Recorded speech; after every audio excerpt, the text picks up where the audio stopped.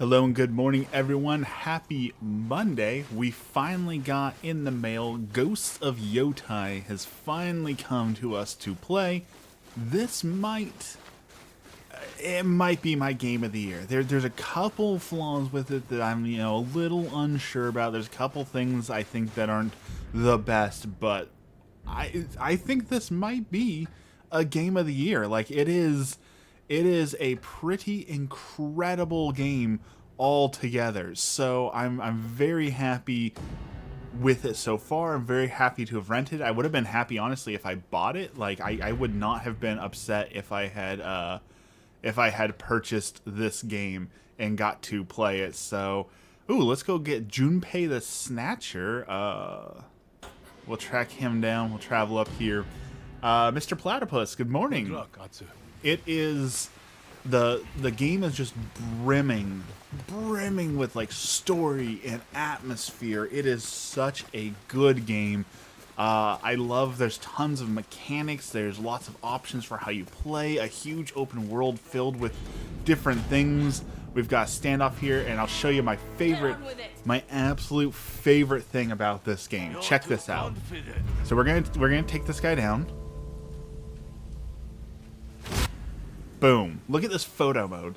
This photo mode is absolutely incredible. Not only do we have the ability to orbit all the way around the scene, we can even go over here, look at people, change our focal length. We've got 37 millimeters all the way up to I think 300 millimeter lens. Like, absolutely nuts. We can take off this depth of field if we want to be able to see absolutely everything. If we want to, we can take that depth of field off. Turn on autofocus. Now I gotta find my subject again because I'm too zoomed in. Let's take that zoom back out so we can continue doing. So we've got all those changes, and on top of that, we can roll the camera. We got some autofocus on. We can change the color grading so we can do more vivid colors, black and whites, vintage, storm, autumn, samurai red, smoke, maple, ginkgo, and tin typing. So you've got all the filters and color gradings, or you can manually do it if you want to. Exposure bias to under overexpose. You can change the contrast. This one's one of my favorite. You can add particles, so like we can add some red leaves falling in the scene if we want to. We control how many red leaves there are, how fast the wind is blowing if we want those to blow at like a more leisurely rate. Like, holy cow, this photo mode has so much. We can add clouds to the scene if we want to try and add a few clouds. We can change the whole time of day if we want to, so we can add the sun in a little bit better there in the morning. We can change the whole weather to thunder, rain, snow, overcast, sunbreak, heavy fog. You can change whether to animate the environment. You can change whether or not you want your character in there. You can change the emotion on her face. You can change the mask she's wearing. You can make your sword have like a shiny little glint. Like, there is so much to this game's photo mode, and I am in love with this photo mode. Like, you can get such good cinematic, beautiful shots with it. So if nothing else, this is my new golden standard for every game's photo mode should look like this. This is the bare minimum for what a photo mode should look like. So that alone makes this my game of the year.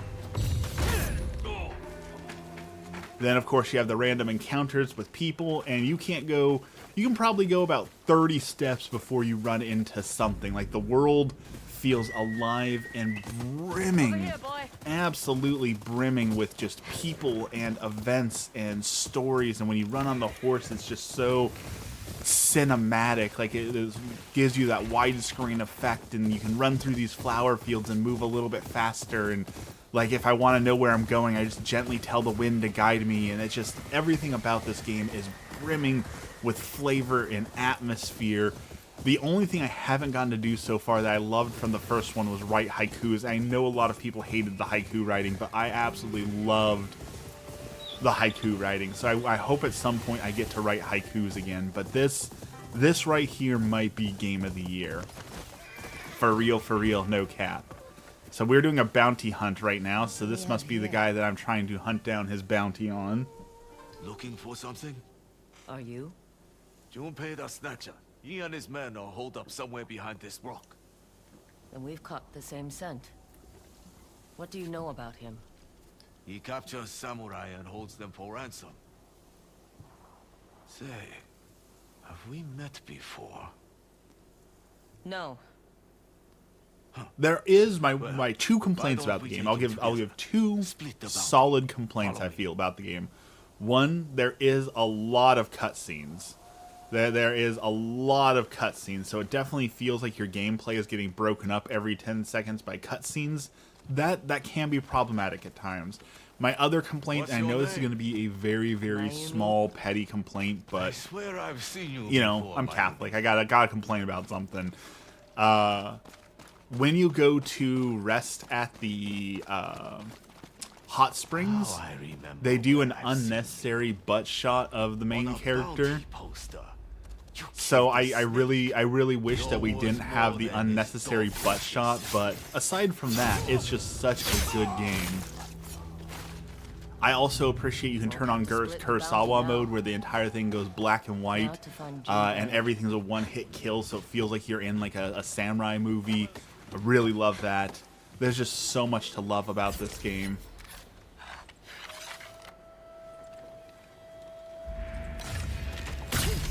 See, we can pause at any time in the game to grab the photo mode and get these cinematic, beautiful shots. So I am just in photographer's paradise with all these options.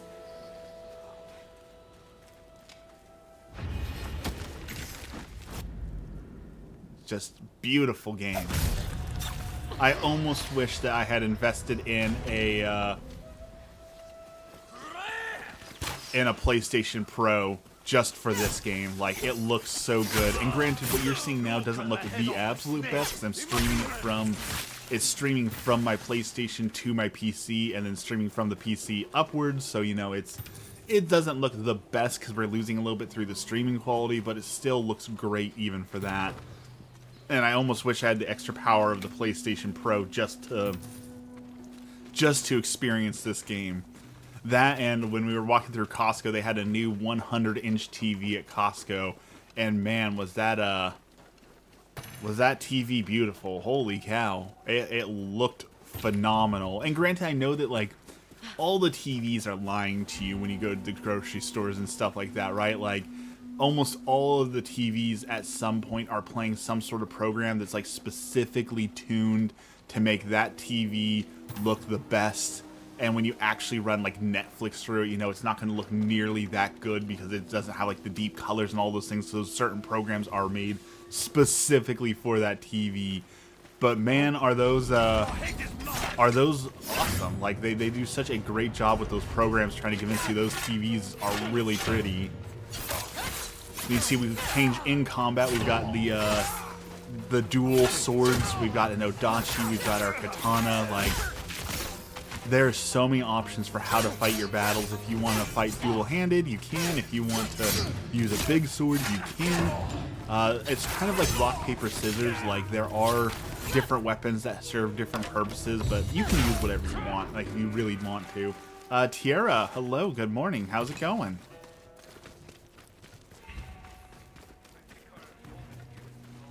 Wonder if there's gonna be more people. Let's grab our arrows. Oh, someone may have saw me. Okay. There are more people. Goodbye. Bubble's here. Good morning, Bubble. How is it going this morning? Happy Monday. I think he saw me. He did. Jonathan's here. Good morning.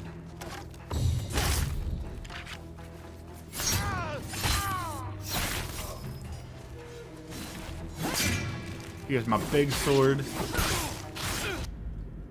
So you can just pause any time and get these great you got like the sword swooping, you got these great cinematic shots, you got the blood flying off, like, That's the last of them. I'm so happy with this game.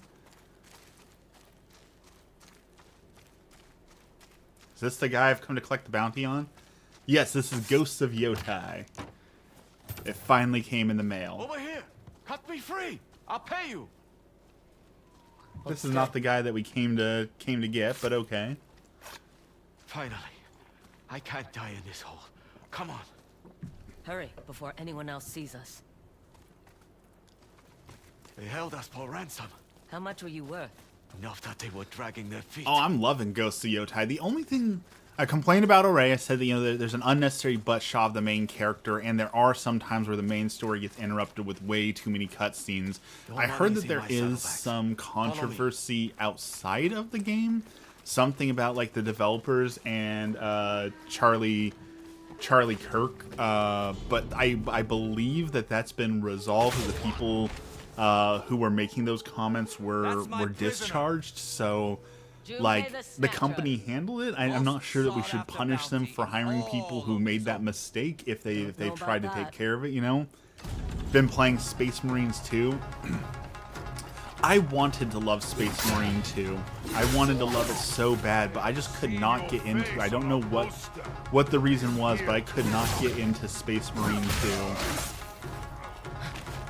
Are you a ghost? You are. So your character, the whole lore, the reason why they call you Ghost, and it's called a Ghost of Yotei, is in the beginning your main character is seen to have, quote, died in combat, and then she comes back to life. And so they think that she came back as an angry spirit wanting vengeance on those who took her out. So that's where she gets like the whole ghost motif from. Though I heard there's a new class coming to Space Marines 2, so I might go back and play Space Marines 2 for the new class here soon. I have been following it. I want to go back and play Space Marine 2, and now that it's been what, 6 or 8 months, we might go back and try. I've heard that they've been really working hard once again on trying to get Monster Hunter Wilds running properly. So we might go try Monster Hunter Wilds again to see if they finally patched it to make the darn game playable. I went to Costco Friday and the kiddo put a box on his head, so I call him the Box Ghost. Fear me, I am the Box Ghost! Danny Phantom was an all-time 90 Kids classic, certified banger. What class did you main? I mained... Oh boy, I'm gonna embarrass myself because I don't even remember the name of it.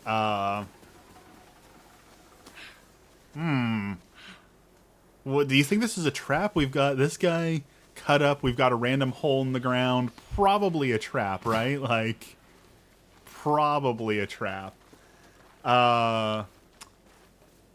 Basically, the melee specialist, the guy who had like the giant flag and could put the flag banner down. That was my class. Any game that gives me the option to play like a paladin, like the heavy armor, self-sustaining healing type tank, give that to me. I will play a paladin. Any game that lets me play as a paladin is amazing. I even play paladin in, like, when I want to really have fun at Helldivers, I'll try and play like a paladin class wearing heavy armor and like support stuff to heal and bring stuff for my allies. Like, I love playing paladins. I had to explain to my husband I don't think it sold well. I guess he needs to watch Danny Phantom now, because Danny Phantom is the best thing Butch Hartman ever did. Fairly Odd Parents was good for like 3 seasons, and then they kind of went way off the rail. But as far as I remember, Danny Phantom was really solid all the way through.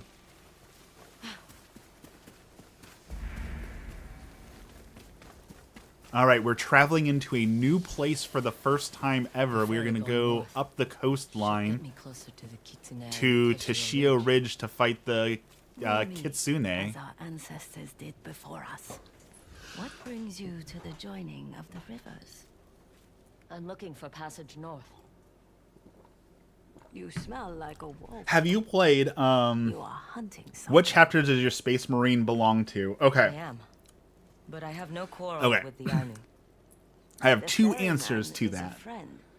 Why not wait? Answer number 1, is All right, Hoochie. We'll share the ferry. I'm Catholic. I have to love the Black Templars, right? Like the aesthetic is just perfect. So I love the idea of the Black Templars. I don't like Black Templar players in real life because they tend to take the role play a little too seriously, and spoil the fun for everyone else. But when I ran Space Marines, when I used to play KT, Warhammer KT, my team was Space Marines, and in KT, your Space Marine squad is only 6 people. It's a smaller version of Warhammer.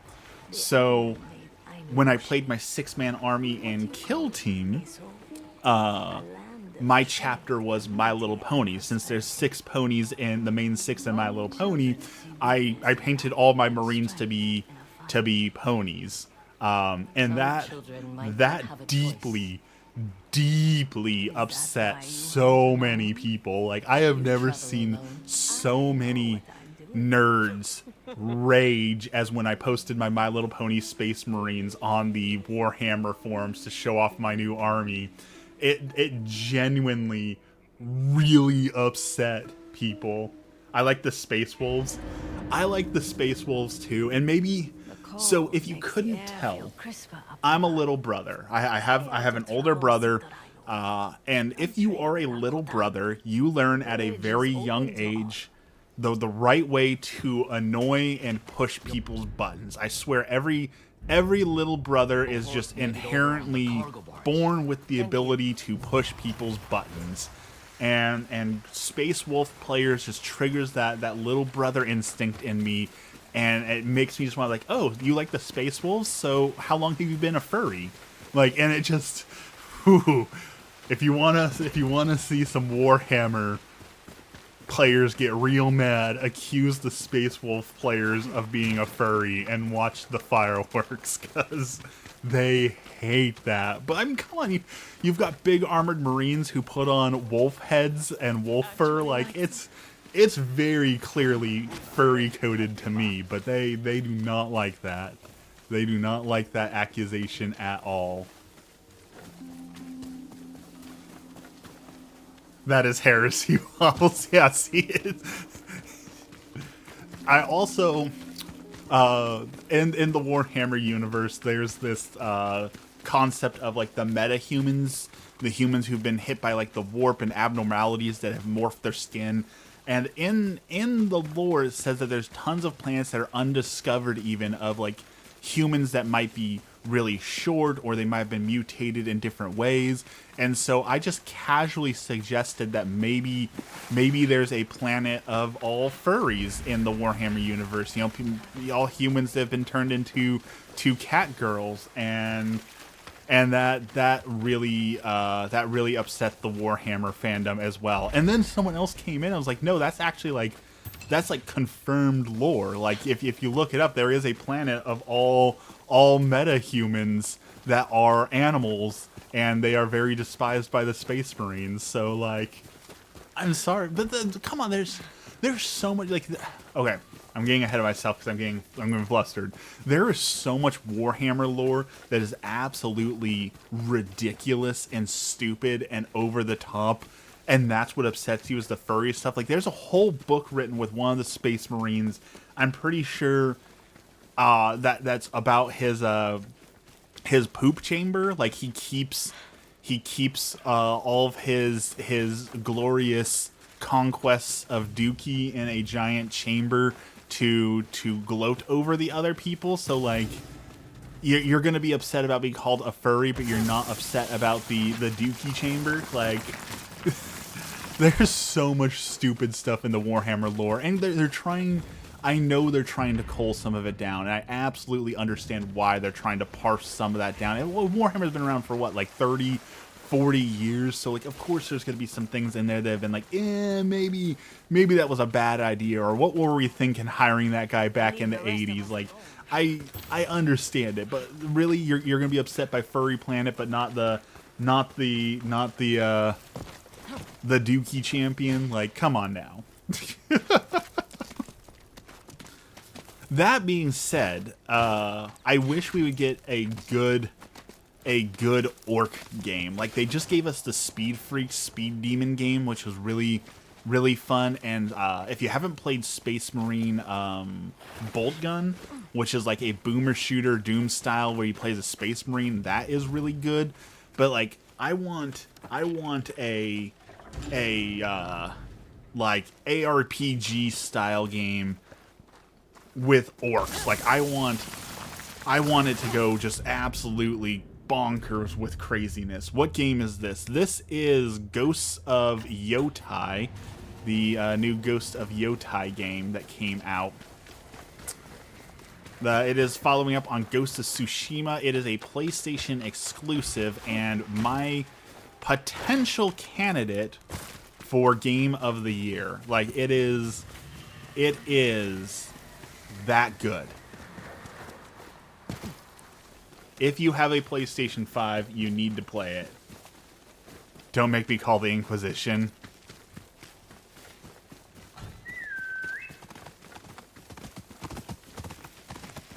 I love when you get on your horse, it automatically enters like the cinematic mode.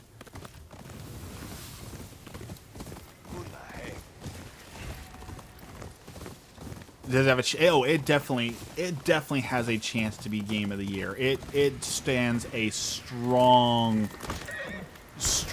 chance to be Game of the Year. I mean, there's been a lot of games to come out this year, so it's got some stiff competition. But I think it genuinely stands a chance to be Game of the Year. But if I had to put money down on it, I think that Expedition 33 is probably going to win it. I just think Expedition 33 definitely deserves it. It's a Japan production game. I don't think the game. I'm pretty sure the team who made it is not fully Japanese. Men won't stop going after wolves. Because I remember there being some controversy over the flute player in the first Ghost of Yotei game. There was controversy over the first flute player not being Japanese, and people were upset that he was appropriating culture. So I don't know that it's a full Japanese production game, but like, it's brimming with like the Japanese lore. The respect for the culture is there. There's so much good stuff. Like, the game is just oozing atmosphere. Speaking of furries, Spirit Halloween this year is selling fursuits at Spirit Halloween for pretty darn cheap, and I gotta tell you, the quality isn't the best because it's Spirit Halloween, right? So you get what you get. But the fact that they are now selling fursuits at Spirit Halloween is like mind-boggling to me, and like, it's gonna put some low tier fursuits out of business. Like the high quality multi-$1,000 fursuit makers, like, there's no way they're gonna go out of business. But like Timmy's first fursuit, where he's going out and getting his first one from someone for cheap. Like, Spirit Halloween might corner the market for cheap fursuits, which is such a weird thing to say. Like, would you ever in a million years think that you would get your first fursuit at Spirit Halloween?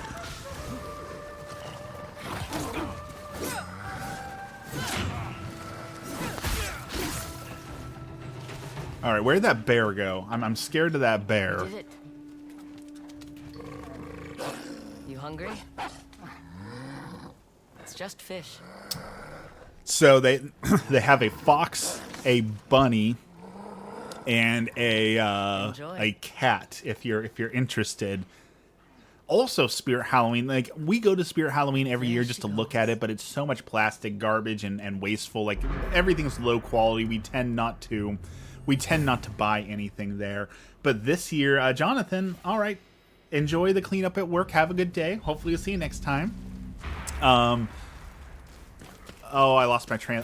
This year they had a custom built, like, train in the middle of the showroom floor was actually like decent quality. So it looks like they're actually trying to up their quality at Spirit Halloween and go from just like cheap mass-produced Temu garbage to like actual like, hey, this isn't half bad. Like they had some animatronic masks that had like that when you moved your mouth in a certain way, it would cause like a mechanism to open up, which was kind of cool. Like, hey, that's a pretty cool thing. So it looks like they're actually like genuinely trying to move up a little bit in the world from low-grade Temu to, hey, we're actually a Halloween store, you know? I can take care of myself. You shouldn't have to. Kiddo got a fireman costume from there last year. It's great quality. Yeah, that's what I'm saying. Like, they've actually got some good quality going on. He was what's he going to be this year? So last year was a fireman. What's he going to be this year? What is the hot costume? Also, for any of you waffle fans out there, if you go to Spirit Halloween, please look for something. I'm not even... I will genuinely send you money or pay for shipping. Spirit Halloween a few years ago had a waffle costume, and I decided not to buy it, and I have so much regret for that. So if you're walking through your Spirit Halloween and you happen to see the full body waffle costume, please alert me to what store it is or pick it up and I will pay you for it, because I need the waffle costume. So if you happen to see the waffle costume in stores near you, please tell me. I really want to go find that waffle costume, and after not buying it, I have not found it since. Not on their website, not in stores. So that's right, he wants to be a monster truck this year. Does he know what monster truck? Like, does he have a favorite, like Bigfoot or Gravedigger, or does he have a favorite, or is it just like monster truck in general? What's that in your mouth, little one? Because I know there's that monster truck that I've said that I wanted to go see in person. There's that unicorn monster truck that has like an actual horn on it that shoots confetti and glitter that looks really cool. So I really want to see that monster truck in person. He wants to be Mega Rex.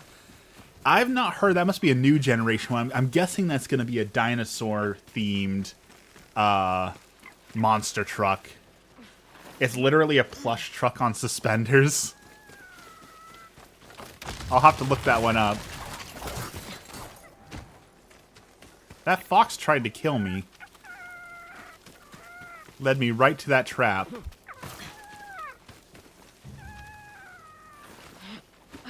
It's a yeah. If you're gonna name your truck Mega Rex, like, it has to be a dinosaur, right? Like,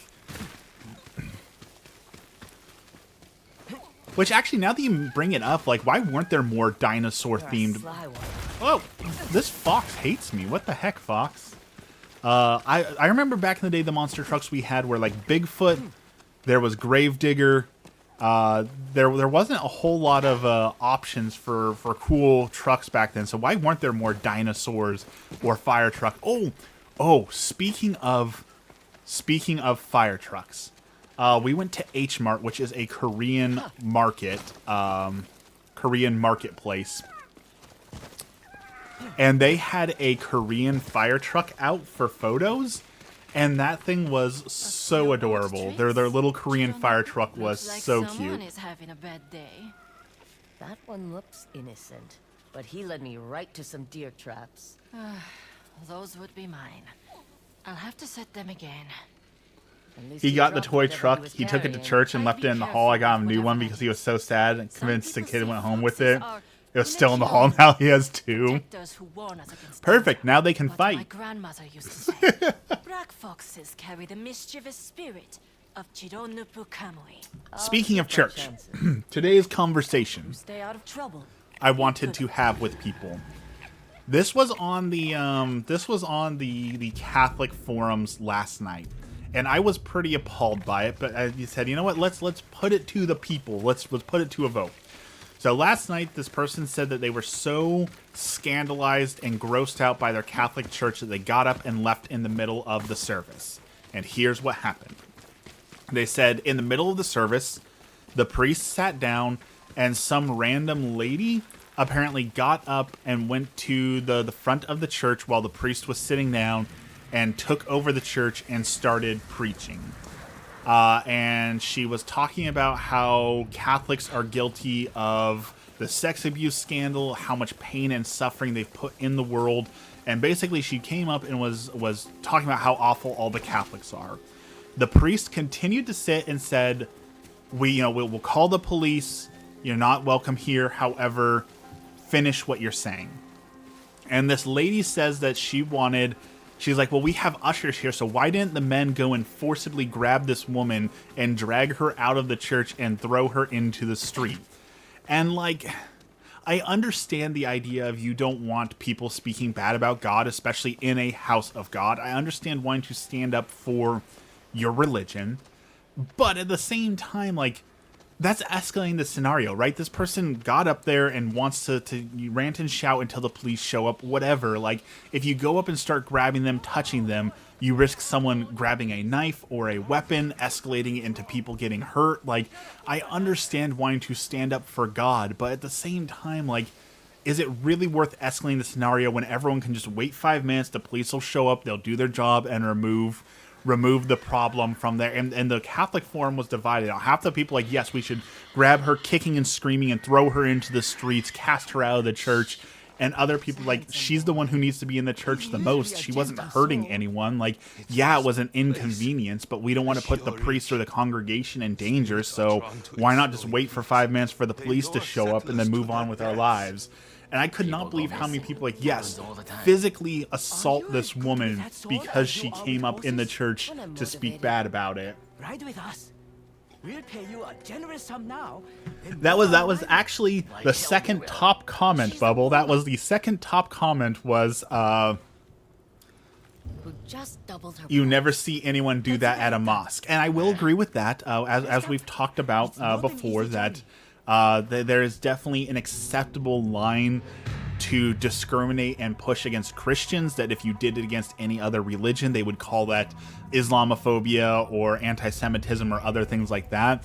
And I know that when we have this conversation, people will sometimes have the whole, like, Christian persecution, and there are Christians who take the persecution complex to an extreme, but it definitely does also happen. Like, as we've talked about many times before, like, it's personally happened to me, right? Like, I commissioned a cosplay maker to make me a cosplay, and then when he found out that I was Catholic, he legitimately told me, like, I'm not comfortable working with Christians, so I will not help you because I do not want to work with a Christian person. Like, and again, if you did anything else, if you said, oh, I'm not going to work with you because of XYZ, you would be called a bigot or a phobe or something like that. But because it was Christianity, it was an acceptable level of discrimination for me to face, you know? So, also on that topic, thanks, Bubble, you led me right into I found an account last night that's one of those Christian accounts that, like, posts, like, the AI stuff and, like, the I'm 14 and these are deep quotes. And I really want to talk about one of the quotes they had is, sometimes God will remove people from your table because that person was going to serve you poison. And I am not disagreeing with that. Definitely, God works in many different ways in our life, and He will sometimes remove people from our lives. I don't disagree with that. However, if you think that is true, then the opposite must also be true. And this is where it's like that Christian persecution process. Like, certainly, God will help remove the people from your life that don't need to be there. But if you believe that, then the opposite might also be true. And you have to accept that as flawed humans that we are, that means that there is a chance that God has removed people from your life because you were the one in the wrong, right? You were the one sitting at the table waiting to serve poison. So I don't think people look at the other side of that quote enough that, yes, but also, like, maybe you were the problem too. And I look back at my life and I've talked in depth about how many flaws I've had and the mistakes I've made, and I certainly was removed from some people's lives because I was the problem, right? So, like, and that just feeds into the whole process of Christian persecution, right? Andy, good morning. Like, we can have these really edgy quotes talking about, like, oh, God removes people because they're all the problem, but, like, we also have to accept that we might be the problem sometimes, too, and we need to work on ourselves also. Good morning, Andy.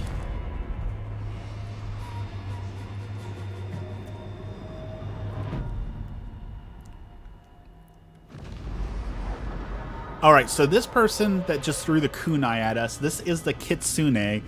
So the main story that you missed is your main character.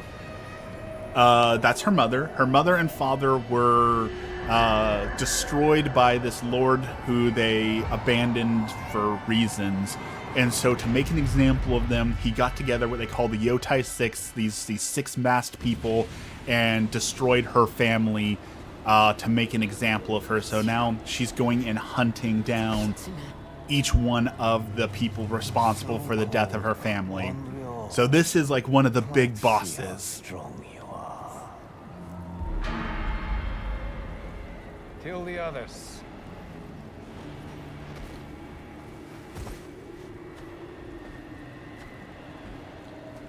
Kind of a cool introduction to this boss.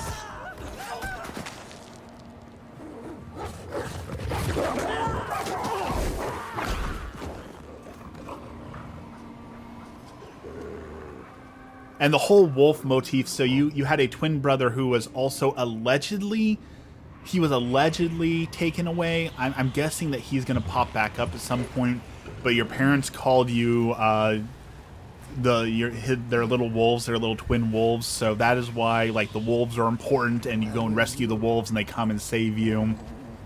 So Likely story. that is why the wolf came and saved me.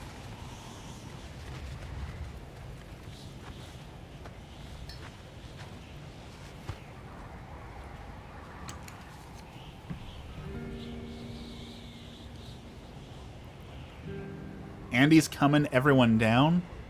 Is that a reference that I don't get? Toy Story. Okay, yeah, I get that. Speaking of which, since Dex isn't here... Ooh, beautiful song. Since Dex isn't here, one more beer from Indonesia. Welcome in. Settle a debate for me that I was having with Dex last night. Scott Pilgrim. Is Scott Pilgrim technically a musical? Because I told him that it was a good movie that I've never seen before, but I want to see it because I like musicals. And he's like, that's not a musical. And I was like, but it is. Like, right, the whole thing is about musicians and they're playing songs. Like, it's a musical. But he disagrees. So is Scott Pilgrim a musical? I'm pretty sure they sing. This is what's missing. This is why this is going to be Game of the Year. The taking the moment to play this beautifully orchestrated song. Beautiful, beautiful artistry in this game.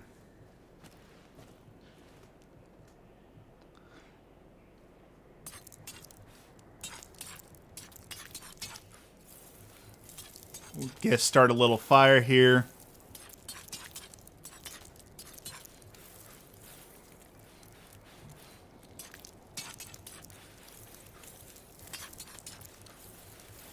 There we go. Got a little fire. I haven't seen it in so many years. I forget if they sing, if it's a music. I'm pretty sure it's a musical. Yes and no.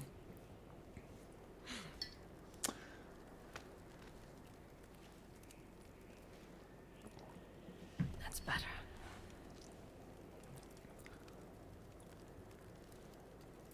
I do wish the photo mode extended to here. Like we were talking about how great the photo mode is. I do wish we had the photo mode in the cutscenes, but I understand why they don't have the photo mode in here.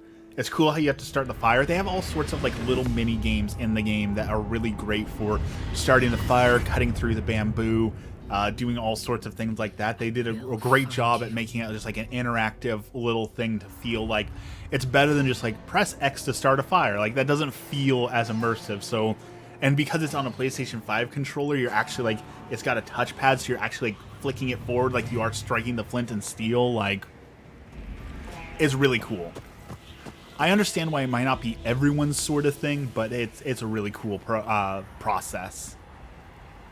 Okay, so we need to take out the Kitsune. However, there is a master somewhere in this area, I'm pretty sure, who can teach me how to use Those merchants were headed to the a volcano. certain weapon that I As want good to a place as any use. to ask about the kitsune. So we need to go find the ball and chain sickle weapon.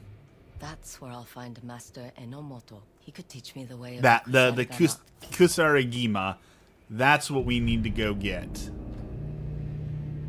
That's the weapon I wanted to use. So we're gonna go.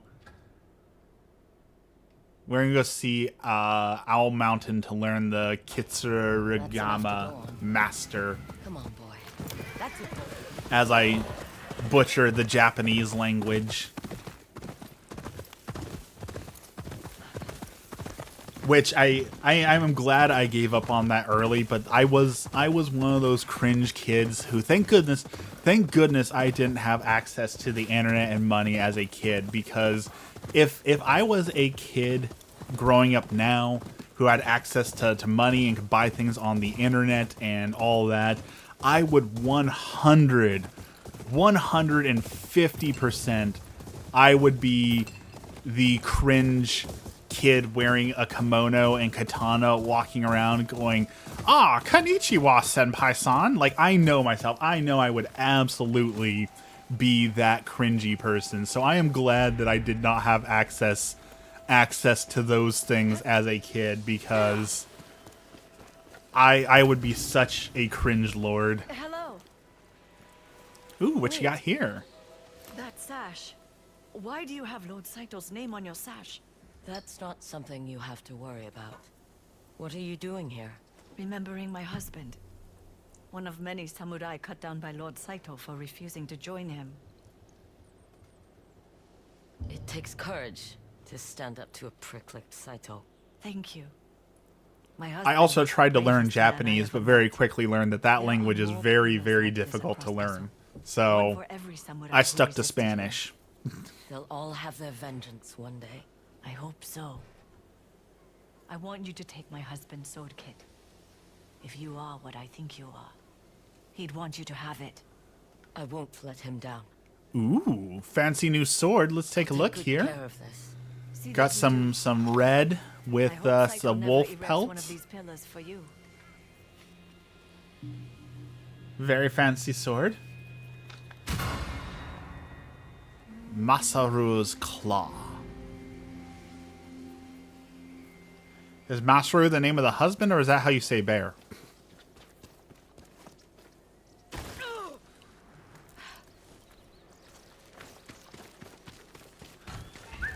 Stuck to Spanish, you only learned how to say hola, but say it with a hard H. I learned a little bit of conversational Spanish when I worked at the bank. Pasar su tarjeta, to swipe your card, and how to count the money. So I learned a little bit. Listen to the story of the Crimson Kimono. The snowbugs seem drawn to the clapping of your hyoshigi. Yukimushi are messengers. Each year, they arrive before the first snowfall to signal the changing of seasons. But I have sought them out for a different reason. Allow me to tell you the tale of the Crimson Kimono. Long, long ago, a woman married a cruel man and birthed a daughter. Every year, the mother wove a special kimono to hide her child from the father's gaze, for he was prone to drink and violence. Beautiful On the artwork. daughter's 14th birthday, the mother crafted a kimono so incredible that whoever wore it would be obscured from hostile eyes. That same day, the father overdrank, and the mother sent her daughter into the forest to hide. When the daughter returned, she found her mother dead, the imprint of her father's hands still around the mother's neck. Hidden by her kimono, the daughter took her mother's shears and slit the father's throat. Word of his death reached his clan, and they sent their best warriors to avenge him.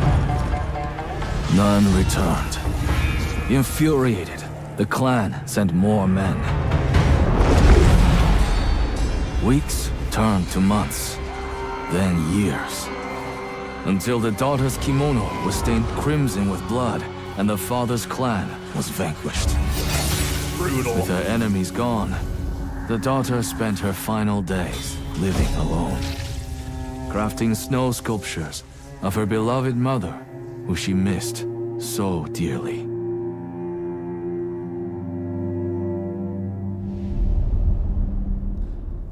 It is said that only someone who knows the daughter's pain may find the crimson kimono. Like, If it exists. clearly they're introducing a pair of armor for my character to wear. Like, that's going to be a legendary item to find.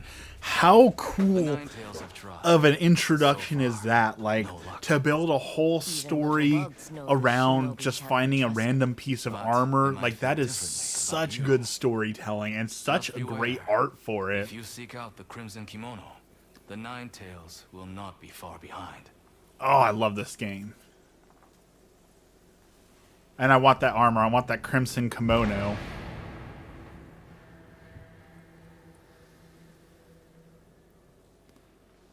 I guess let's go hunt down the red kimono. Right by the snow sculpture. How fitting. You can see how much they loved each other. The daughter is just a little girl here. Red Yukimushi. Just like in Ugetsu's story.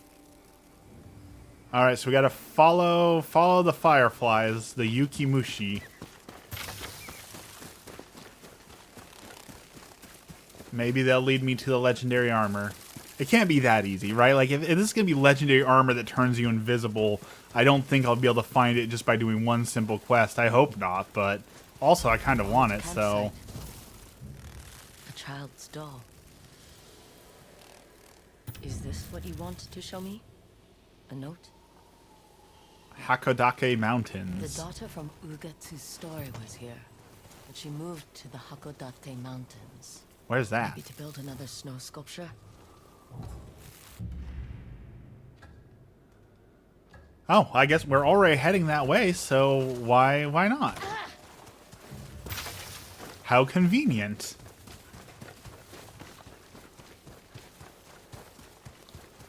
There's also a ton of stuff to collect. If you're a person who likes collecting open world, there's so much like copper and bamboo and stuff to collect to upgrade weapons.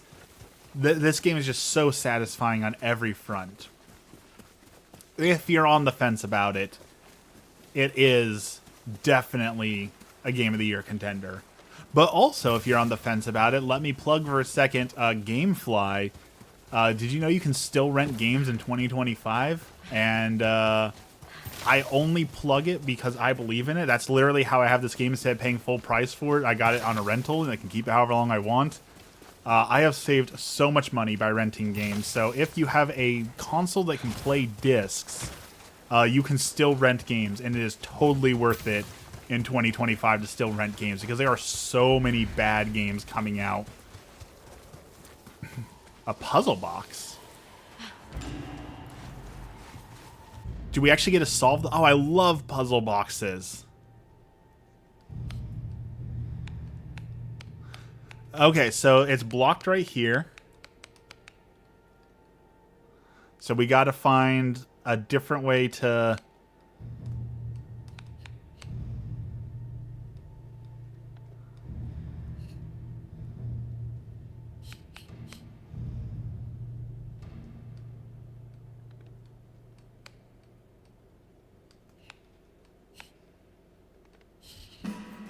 I love puzzle boxes. The only reason I don't buy more puzzle boxes in real life is because,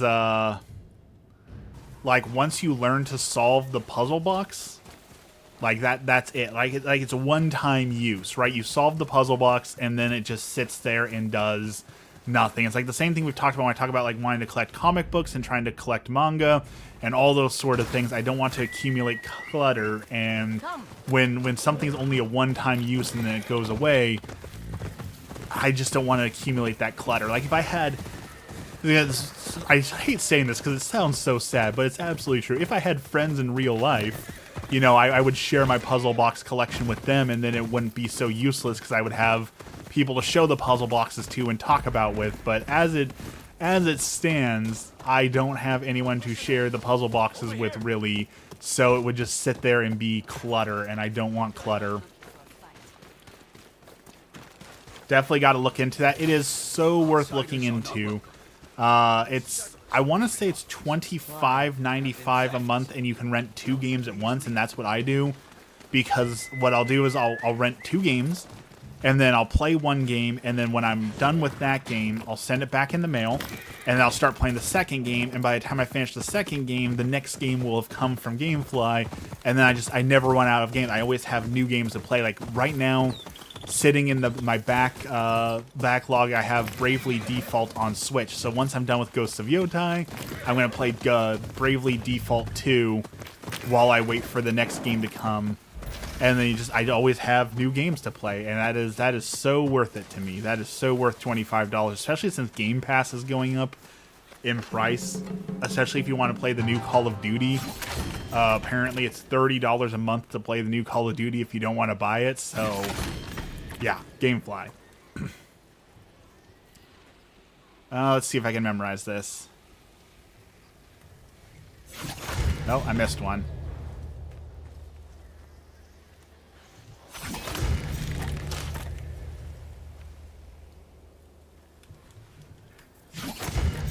What button am I missing?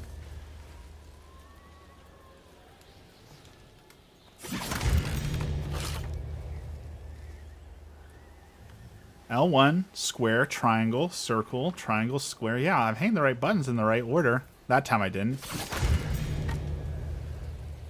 The week of the Feast of Tabernacles kicking off with rain. Got to see a beautiful stormy Gulf yesterday. Old Fashions with light layer. That is excellent. I'm just too slow to hit this one. I mean, rain's not always a bad thing, right? Like, I enjoy some rain. I got to go photograph the Rosary Bowl was this weekend, where we got to do a great event for everyone doing the rosary, and I got some amazing photos. One of the what do we call them? Seminarians. One of the people practicing to become a priest. I got such a beautiful shot of him. I got some great shots at the Rosary Bowl. So I'm glad it's a feast week. I'm glad you again to start off with some old fashions, some time with the wife. That sounds like a wonderful, wonderful time. I'm very happy you get to enjoy that. Coming up big for Catholicism, we got the All Souls Day, All Saints Day is coming up, and then usually we can earn some plenary indulgences in the first couple weeks of November by going to graveyards and praying for the souls in purgatory. So it is just about time to go earn some indulgences. And the last time that there was a big indulgence you could earn, you could give it to Pope Francis, because Pope Francis had passed, so a lot of Catholics were giving their indulgences to Pope Francis in the hopes that he would get out of purgatory and go to heaven. So it's time to earn some more indulgences, because I gave mine to the late Pope Francis, which is cool, but also, like, there's a never-ending list of people who need mercy, right? So gotta go earn them when I can.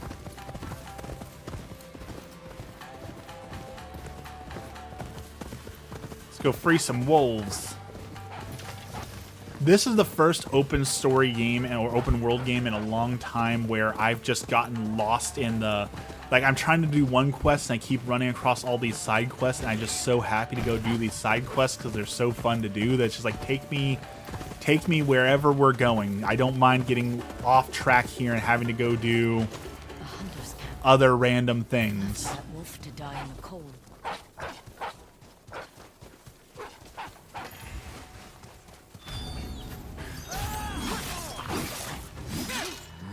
Dude was hiding in the snow to ambush me.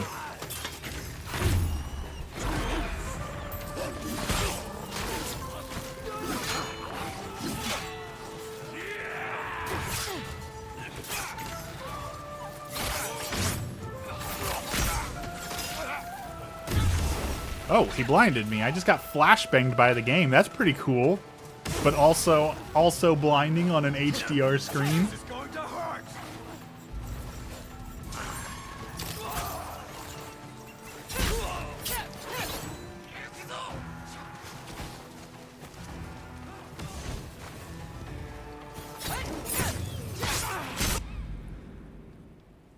That cut his arm off? No, just like look at how good that shot is right there. Like maybe from this angle, if we something like get the sword in there. Let's do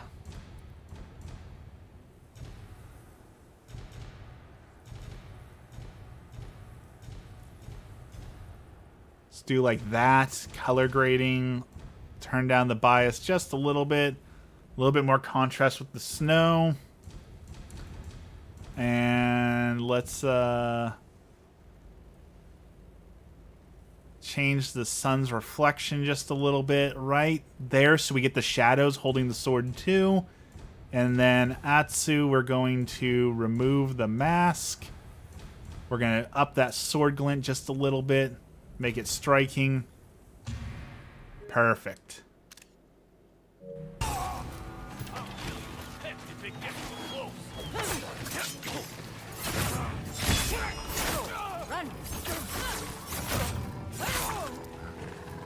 I'll let the wolf get that guy. The wolf can have his revenge. That dude locked you up, so you can eat him. Those are always the best when you're able to enjoy gameplay and ambience. Exactly. This game you can just get lost in. There's so much to do.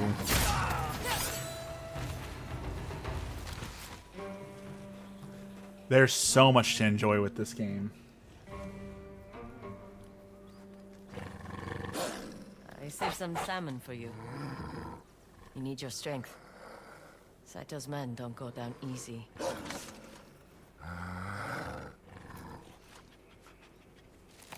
I don't know, that salmon doesn't look very good. Go looking for trouble. I wouldn't eat it, wolf.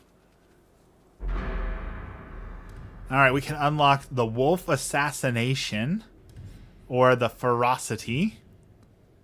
Or have the wolf join us in the standoff.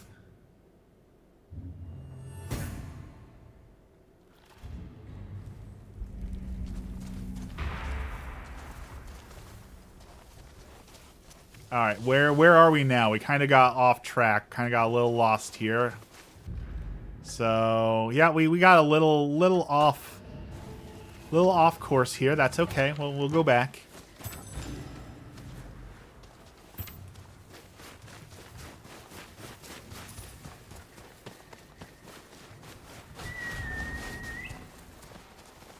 Oh, hello there, random dude. Where did you come from? You'll never stop the Nine-Tails. Apparently people just pop out of the snow to hit me. No more.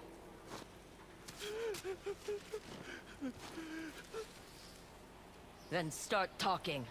Where can I find more Nine-Tails? There's a hideout at the northernmost point of Teshio Ridge. Go. Now. Although I will say I'm kind of disappointed. I expected to see a little bit more blood in the snow. There's some from hitting people. Expected to be a little bit more drastic and stark, but okay. So is that the mountain we need to climb? I feel like that is the mountain we need to climb.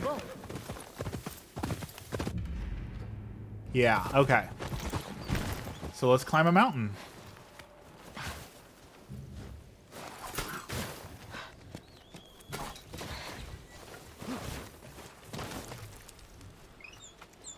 Very convenient of all the birds to poop on all the exact places where I can climb the mountain. It's very, very convenient of the birds to provide for me some paint so I know exactly which ledges to climb on.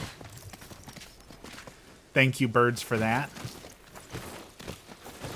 Also, forewarning for everyone, 'tis the season. I learned the hard way. I started ordering some of Emmy's Christmas presents early, and they were stolen off our porch. So apparently the porch thieves are already out in in force, we already have the porch thieves out in October stealing Christmas presents. So that was a huge frustration and bummer to have our Christmas presents already stolen.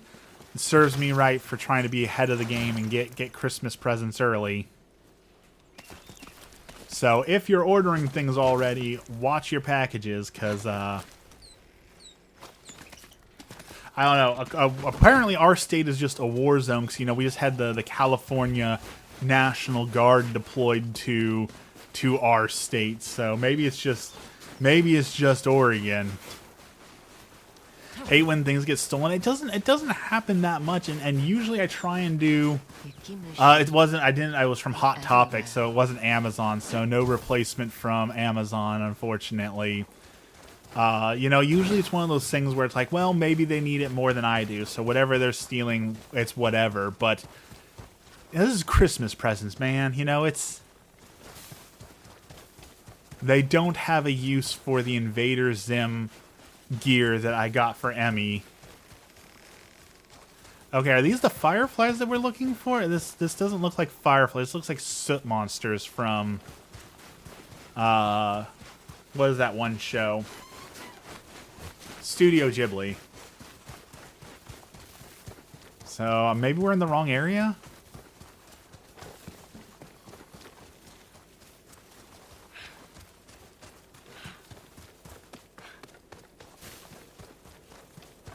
We'll keep looking around. We're looking for like the fireflies. Ooh, that? No. Lots of collectibles at least. I got mushrooms to eat. We got... There's a Torii. It's got to be up there, right? There's a Torii gate up there, like Crimson Kimono Torii gates. It's got to be up there.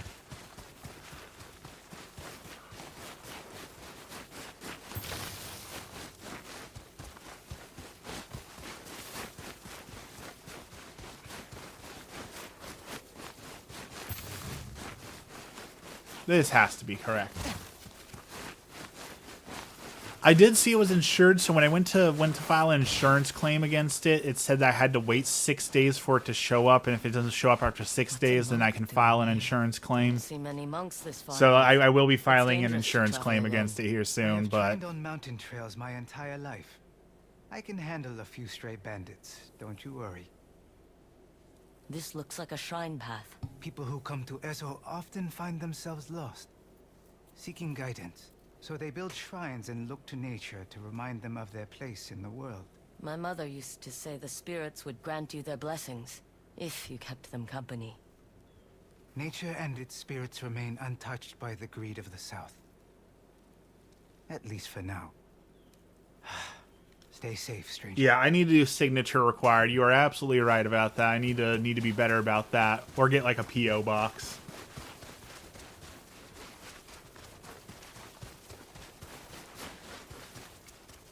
It's a random bird up there. I wonder if we can zoom in on the bird pretty good with the photo mode. What's he doing up there?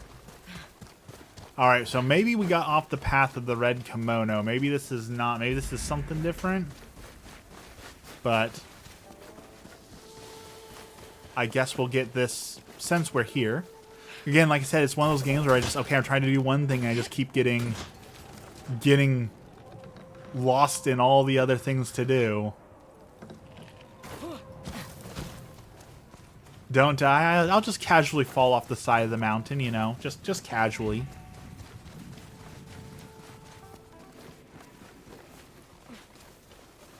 Ooh, okay, there's some copper. We need copper to upgrade our weapons, so we need that.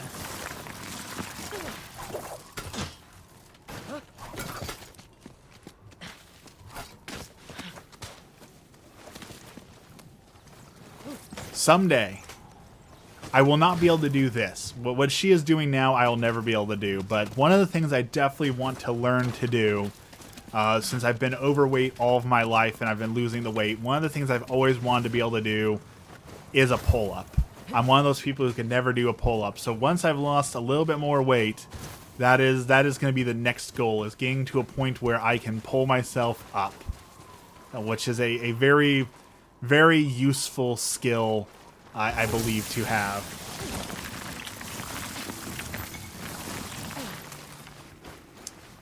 Which, so now we're going to talk about, since we're on that topic, I want to talk about preppers and working out. Because right now, with like I said, the National Guard has been deployed to my state. There's talk about World War III. There's talk about Civil War. There's, oh well, that was the wrong place to jump. There's all these problems that are potentially in the world, and so you have all these preppers who are trying to sell you on like, oh, the world is uncertain, so buy my handheld radio, buy my water purification kit, buy my whatever, my emergency preparedness plan, buy. Like, and I am a fan of being prepared. So having some emergency food just in case, wonderful. Having some water purification tablets, wonderful. But one of the things that the preppers don't focus on enough, because it doesn't raise them money, is being healthy, right? Like if you're truly in an emergency situation where you're using water purification tablets and carrying gear around and all that, like all the gear in the world won't save you if you can't hike and do a pull-up and march for long periods of time and all those things, right? So it's one of those things where they never talk about this because it doesn't make them any money to say, hey, go work out, go join a gym or things like that. But like, if you're truly worried about it and you're truly like trying to prep, buy some emergency food, definitely do. But also, like, your physical body is going to be very important, and also having religion. I know you're gonna be like, oh, Waffles, this is some, look at that graffiti. We found a little, let's take a selfie with it. We found ourselves a little artwork here. Selfie time. Boom. One of the huge benefits of learning prayer and meditation and religion is not just the spiritual benefits, but like the calming of the mind and being able to handle stress and difficult situations. Religion is so powerful for that. So yes, buy your food prepper kit. Yes, buy your little handheld radios, but also consider joining your local community, joining a local group that learns to hike, to pack gear, to lose weight, to strengthen your body. All those sort of things are way more important than having a fancy hand crank radio ever will be. Civil War, no civil unrest, sure, but what are y'all going crazy over there for? What do you expect? I can't honestly tell what's going on in Portland because I have both sides are propagandaing so much. You have some people that are like posting videos like that straight up war zone, that people are being carted off, that I can't tell what's real and what people are just over exaggerating. It's so hard to tell if Portland actually is going through a crisis right now or if people are just clickbaiting for views, you know?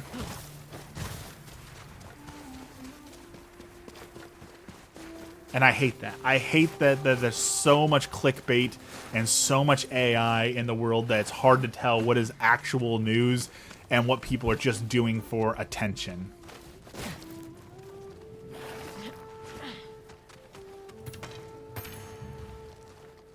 Is that what we came all this way for?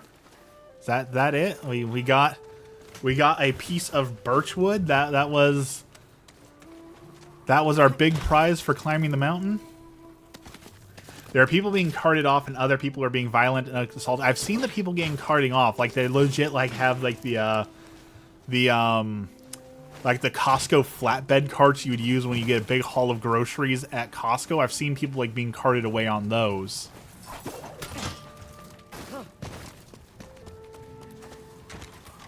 Okay, no, we that wasn't our grand prize. We still have some more to climb here. There better be a red kimono at the top of this mountain. I've gone through a lot. Give me my red kimono. Beautiful view. One little orange tree. Let's see, what can we see? There's some sort of shrine, a lighthouse. A shipwreck. Ooh. Jonathan's back for the Emperor. Okay, there's more. I was like, is that it? No, there's still more. But wait, there's more. What game is this? This is Ghosts of Yotei. It just came out on Friday. It is the sequel to Ghosts of Tsushima that came out a few years ago.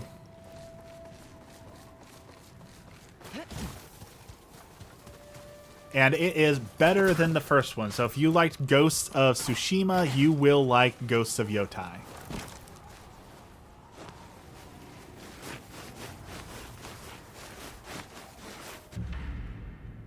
Okay, so this is not the red kimono area. This is definitely something different.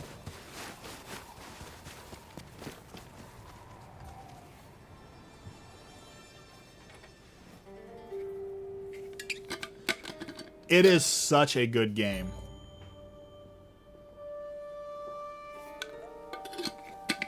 I feel bad for missing your last 2 lives.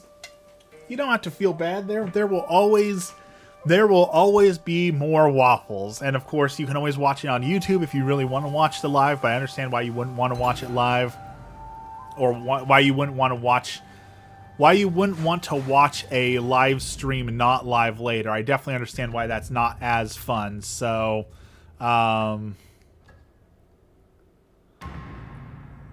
let's go back to the main entrance and try and find that thing. But there will always be more waffles. Okay, so we got the notification we were in the right area over here. So let's go back over there. PlayStation 5 single-player games has always been fun. PlayStation has definitively won the console war. Like, they have, without a doubt, absolutely slapped Xbox out of the way. Xbox is no longer in the picture. In fact, last night I saw a picture that seems to confirm that Halo is going to be coming to PlayStation. Like, that's how bad Microsoft has lost, is that they're bringing Halo to PlayStation. So there's basically, unless you are like a huge like Game Pass player, at this point there's basically zero reason to own an Xbox. And the fact that the next Xbox is a $1,000 handheld console, there's no reason to get an Xbox anymore. PlayStation has won. Like, you get a PlayStation 5 and then maybe get yourself a Switch 2, but there's basically no reason to get a Xbox in the year 2025. Clear how much she missed her mother. Unless you're buying like an Xbox 360 to play retro games. Like that I could see, but again, dude?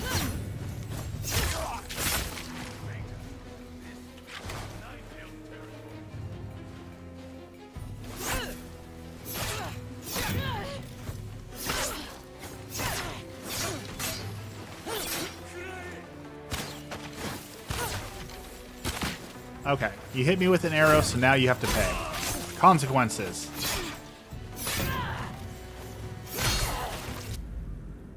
Look at that blood, and that's what we wanted. Blood in the snow, bloody struggle. Let's go like that. Screenshot, boom.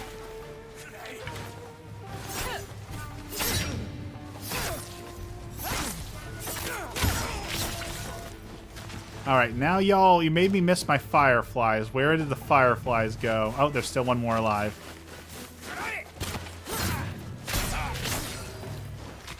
Okay. What are we looking at here, fireflies? Don't worry. I won't let them have the crimson kimono. Can't wait for the PlayStation Portable. I have heard that we are getting the next PlayStation console is going to be a PlayStation Portable 3, and I'm excited to see what they can do with that.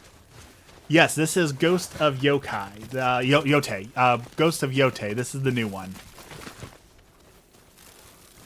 Came out last Friday. Ben's here. This is Ghost of Yotei, the sequel to Ghost of Tsushima that came out, I want to say in 2018, 2019. Stayed here for a long time. This is the follow-up. Another note.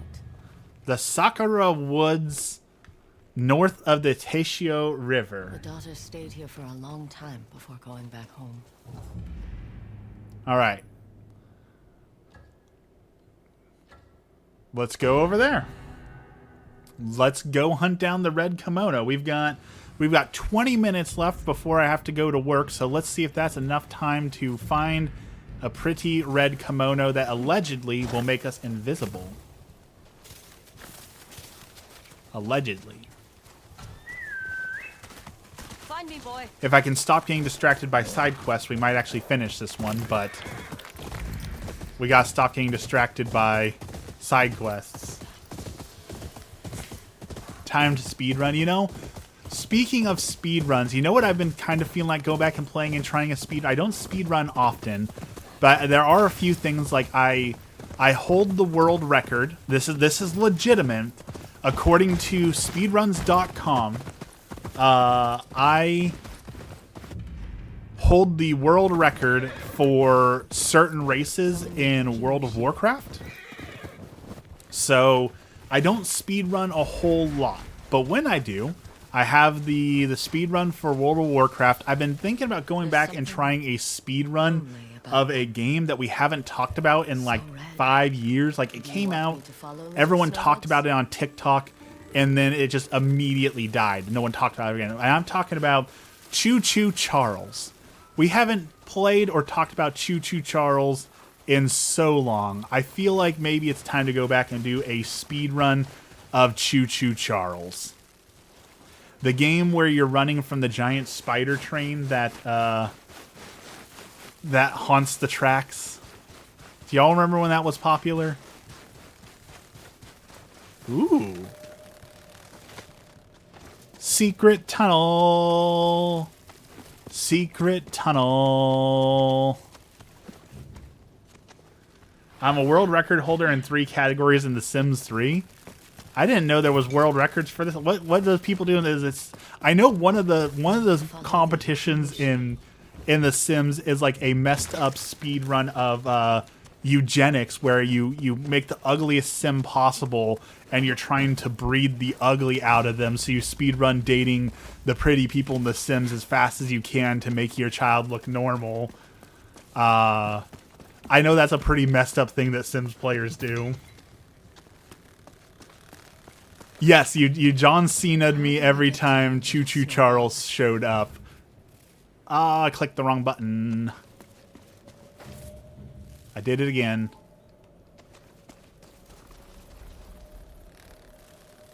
Here we go. Someday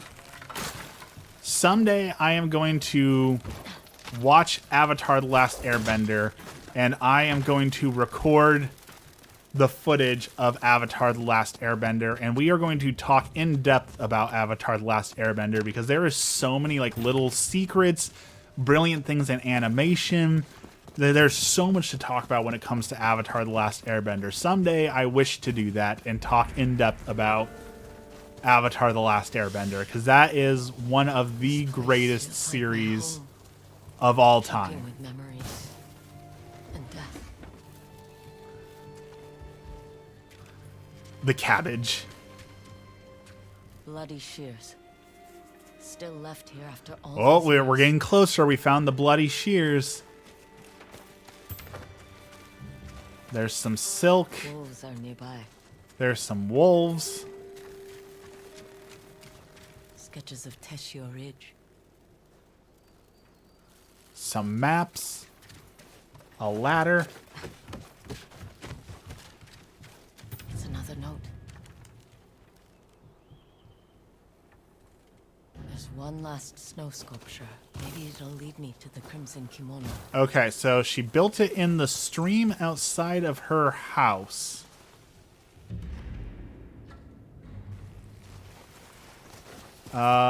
This? Grab that. This stream? Yeah, okay. They need to make a short series about the Cabojan plotting his revenge against the game. Is this game hard? This game can give you as much difficulty as you want. You can put it in story mode where basically you're invulnerable. You can go with like normal mode where there's a decent challenge. There's even one of my favorite things. There's Kurosawa mode where you where the entire game is black and white, like an old school Kurosawa samurai film, and it's one hit and you're dead. Like old school samurai standoff, slashing blood. Like so the game can be as difficult as you want it to be or as easy as you want it to be, which I think is great. I love games that give you a ton of difficulty options. We don't need every game to be Dark Souls. The mother's grave.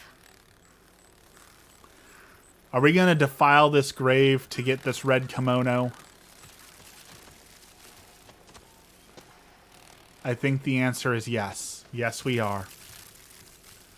I did it for the upgrades.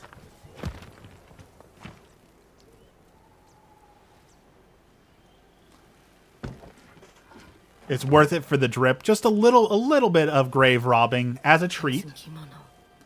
I tried Sekiro and couldn't make it past the dude guarding the gate at the beginning of the game. Yeah, it is not as hard as Sekiro. It is no Sekiro. I want you to know that I understand what it means to lose a mother. I hope you're at peace. And thank you for the kimono.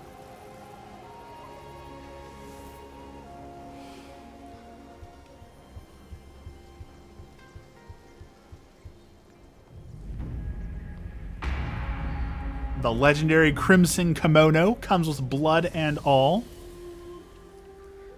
Try a no-hit run on Sekiro. Let's equip it.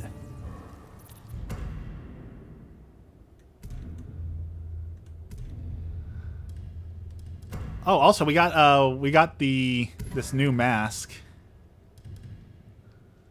Very good. We got the boar Crimson Kimono. So we can do extra chain assassinations. Enemy detection is reduced by a major amount. And Kurosagima assassinations can be unleashed from further away. All right. Beautiful. You're watching me in health class. That's awesome. I guess chaotically fun guy. Hopefully you're still paying attention though. You know, I don't want me to be the reason you fail out of class, you know.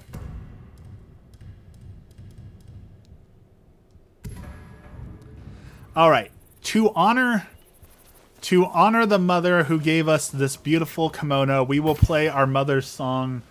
I believe there may be a secret for doing this, so let's see if we can get... I'll turn up the sound so you can hear the song too. Let's see if we get a secret for playing mother's song at the grave.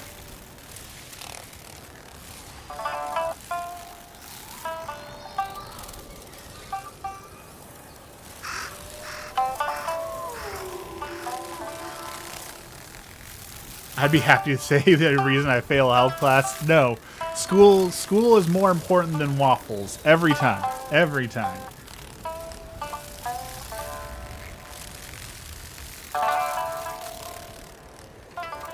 Okay, I think we did get a little Easter egg there. Did you see that? That when we played, all the bugs kind of went around me and then left? I think we got a good goodbye from the mother there. So I think that's a pretty good ending to that saga. So now that we have got the blood-stained robes, let's go get some more blood on them. How about that?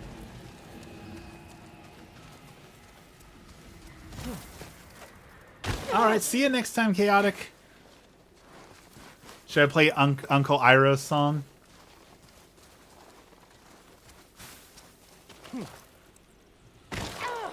All right, we're adding our own blood to the kimono.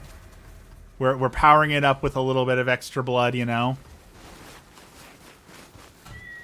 All right, are we facing the right direction? No, we need to go. Up and around. So let's go down the hill. Oh, no, we're getting distracted again. What's that bird want? Where are you taking us, bird? Down there? Yeah, there's something down there, bird. You are right. What is down here, bird? Oh, there's a bamboo stand. Okay.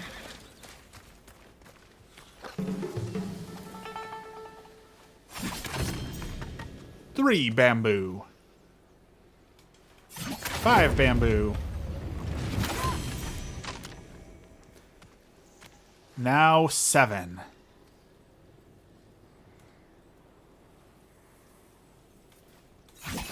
Nope.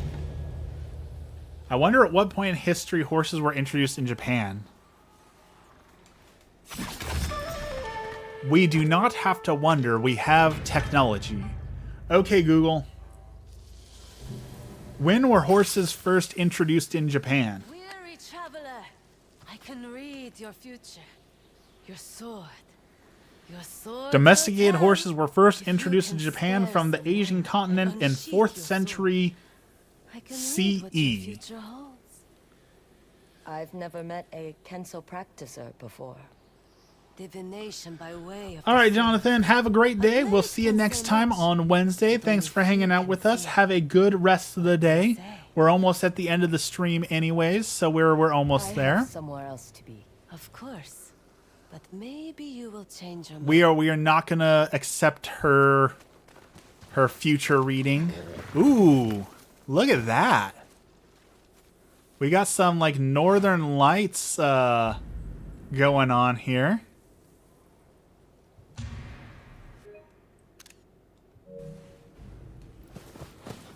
Beautiful. Come on, boy.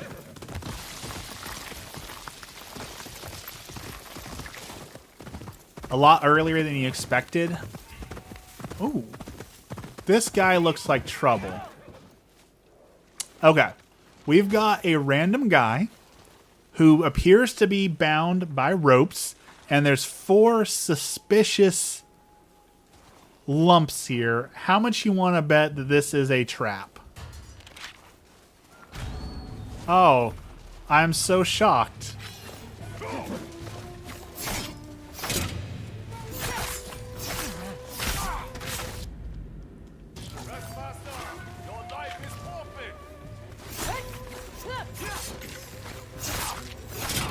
Who could have seen that coming a mile away?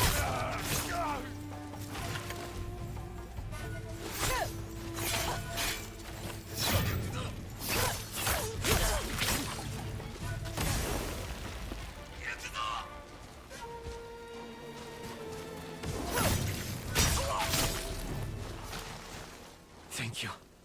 I thought I'd die out here. I don't know. This guy was kind of a part of the whole trap. I should punish him too. I was asleep at home when they kidnapped me. I guess Woke maybe up not. freezing, with my hands bound. You are bait to lure others in. Then I'm glad you're the one who found me. They caught a shark. Please, take this. Be careful out here. Okay, he gave me 450 money, so I guess we have forgiven him. I love this green Hey, boy. magnetic storm going on here. Beautiful. How long has he been there? He has been there this entire time. I am the main character, so everything revolves around me. Ooh, fires. What's up here? Is this a little shrine? Something... Ooh, piece of candy. A puzzle box. My favorite. Let's solve a puzzle box. Okay, let's take a look here. Nothing to grab, nothing to grab. Nothing. Okay. Nothing, so... let's release that, and then... ah, that one was pretty easy, too. A map to Nakajima Ice Cave Hideout. Okay, but, like... I get video game logic, but why would the bad guys hide a map in a puzzle box and then set the puzzle box out on an altar for everyone to see? You know, like what is the point of what is the point of that? I get video game logic, but is that really the smartest move they can make? Alright, let's sneak into camp here.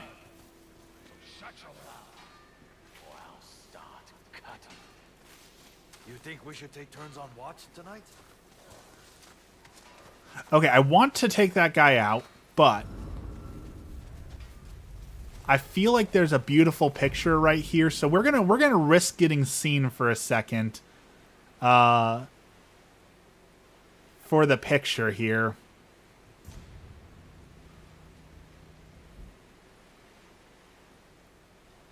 Something like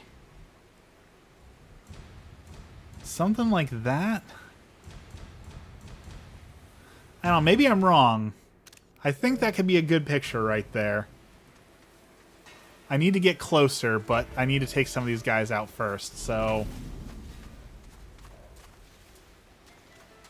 you're messing up the photo opportunity, so sorry, you must stain my kimono for the sin of interrupting photography.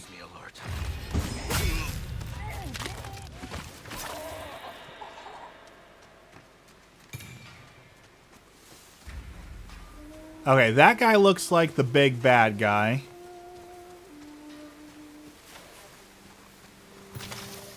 Maybe?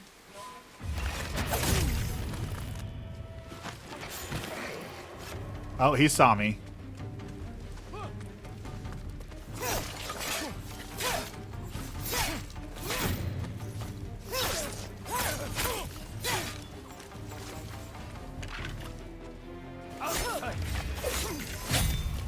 Got him.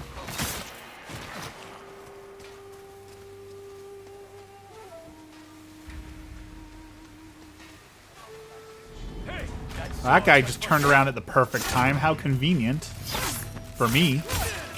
Not for him. Ooh. Yes, give me that steel, please. I'm ready. Let's do a call 'em out for Never challenge the kitsune. standoff.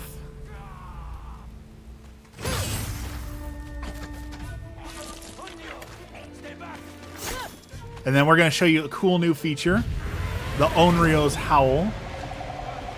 With the fury of the woman, we can scare them into not wanting to fight us. And then summon a wolf.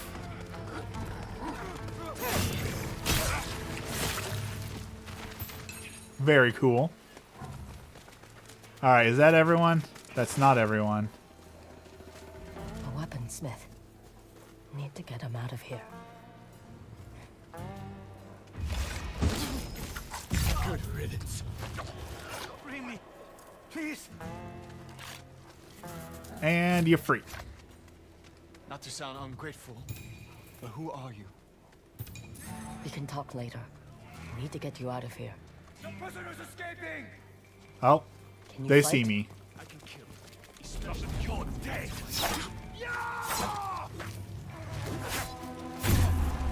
How dare you hit me? I think we're gonna need a bigger sword. Let's switch to the Odachi, my favorite.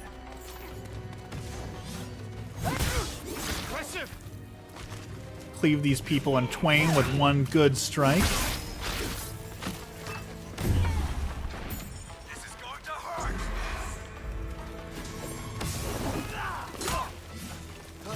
I do not like these guys throwing blinding bombs, so let's give them a taste of their own medicine here. Let's blind them back. That is very, very bright.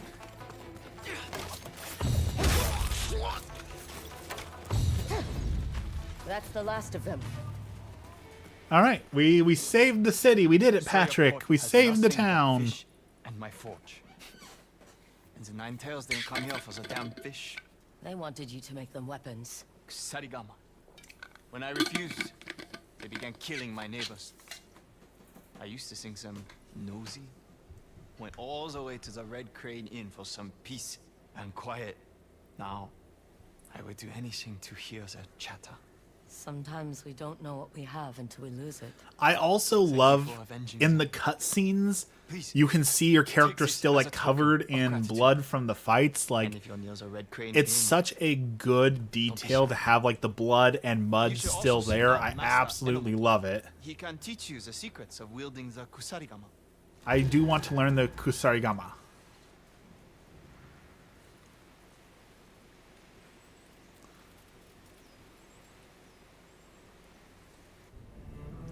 There's also a statue that we can power up at, so let's go do that really quick.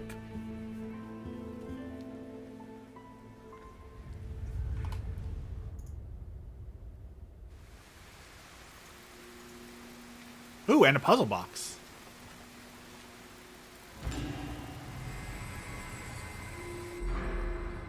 We love us some puzzle boxes.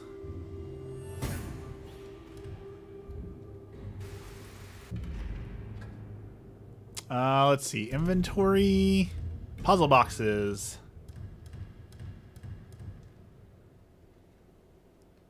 Alright, let's see.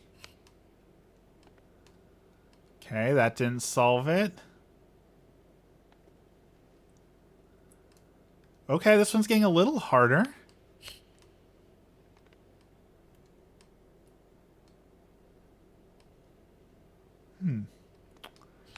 Okay.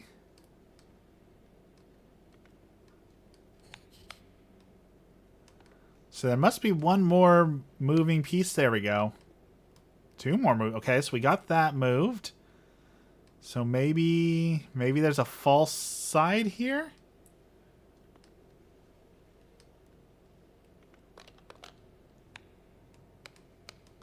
Okay, we move that down, and then maybe we move this piece back like that. And then if we move this back up, maybe it will all the way down. There we go. Okay. Okay, they're starting to get a little trickier. I like that.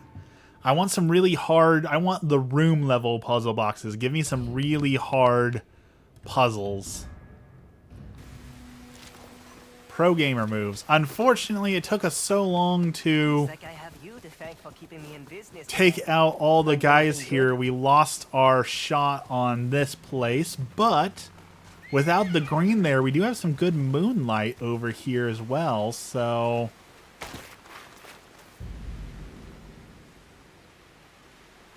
Let's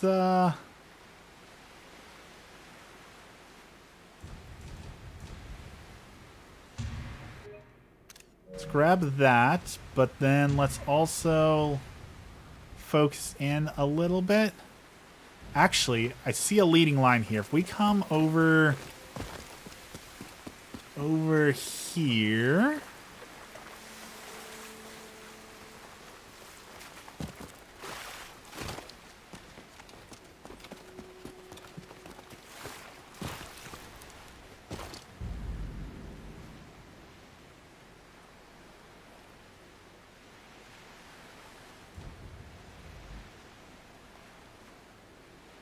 Something like...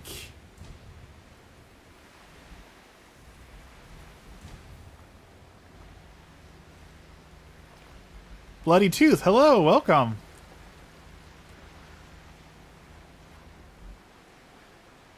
Something like this, maybe? I'm doing well today, and yourself? I don't think so on that. I think maybe I missed that shot. Maybe that wasn't the right shot. I'm interested. I can come out here. So what can I find out here? Is there a point to me coming out here? This is Ghost of Yotei. This is the sequel to Ghost of Tsushima.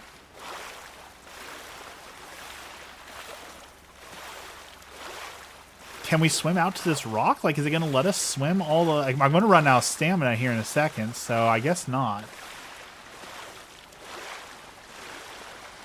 Like, I'm pretty sure you'll freeze before you make it any farther than this, because, like, this water has to be ice cold.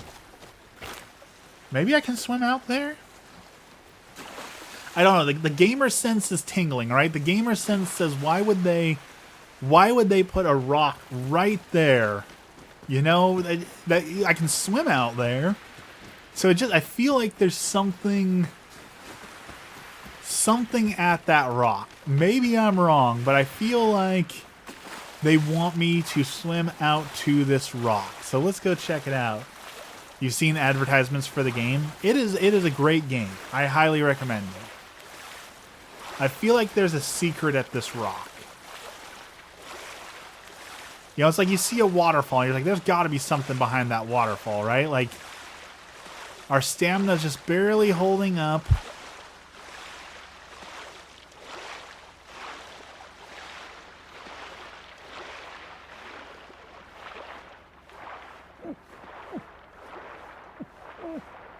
We're drowning. No. Okay. There is nothing at that rock. Maybe if I'm going to say there's nothing out there. Maybe if I dive down, I could see something. I don't think so. I think maybe I'm reading way too much into that one. Okay, there's a sign that says there's something up here. Have you played a God of War Ragnarok? I did play God of War Ragnarok. It was a good enough game, but I kind of feel like... I know this is kind of an unpopular opinion, but I feel like most people would be better served just watching God of War like on YouTube. They just left them as compared to like playing the game. Like, it's not a bad game. It's just like, first and foremost, it feels like it is a movie first and foremost. So I think for most people, unless you really like the God of War gameplay, you're probably better off just going and... Why is that lighting me on fire? Am I doing something wrong? Just watching it on YouTube, you know? Okay, we lit that. We lit ourselves on fire. Do I have Funko Pops? I regrettably have some Funko Pops, yes. I bought into the Funko craze, and I kind of feel like I should not have. But I have All Might and Deku up to my left because I love All Might and Deku and My Hero Academia.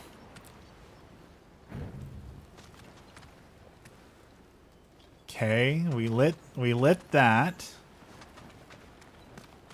But why? So we lit that. Now we lit that. Do we go in like this? What are we doing? And why?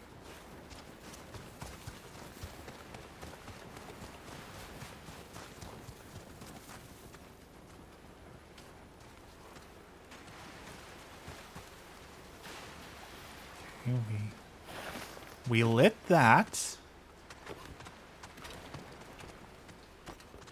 Is it a puzzle? Like, do we, if we blow this one out? No, we can't blow that one out. So we could blow that one out, but what are we doing here? Wait a sec, I see... That looks like there's a crack behind there. Can I, like, light this on fire? Maybe, like, it's an explosive thing I put back here and... No. Okay, so it's not that.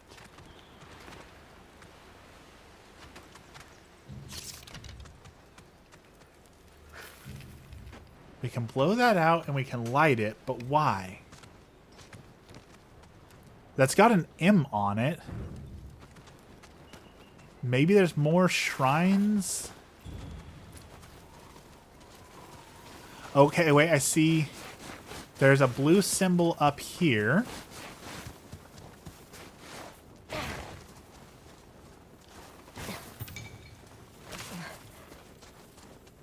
So we found one that has an M. That one also has an M. We light that. A clicking noise. Should check the entrance.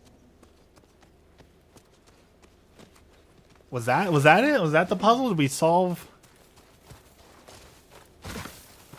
Did we solve it? We solved it. Excellent braining there, chat. We did it. So what do we get for doing this? What treasure awaits us for figuring out that super cerebral puzzle? More lanterns.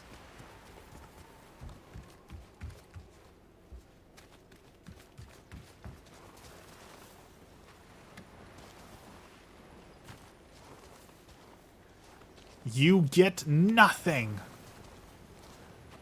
Good day, sir. I don't know why it lights us on fire to light these, but I guess it's like whatever treasure I'm getting, I'm paying for the treasure in blood by lighting myself on fire. Maybe for this. Maybe. I feel like I'm reading way too much into this, so...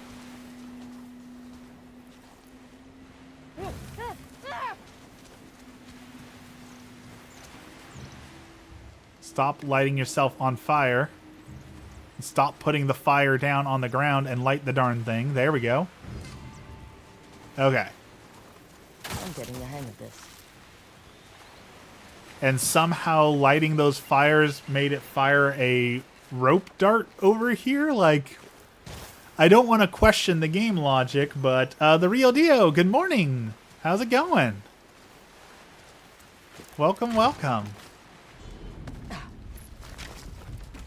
Oh, there's people over here. Okay. This one is better than the first one. Even better than the first one. Like, no contest. If you loved Ghost of Tsushima, you will love this one. They have improved on everything. Okay. We gotta liberate the hideout. There's a lot of people here.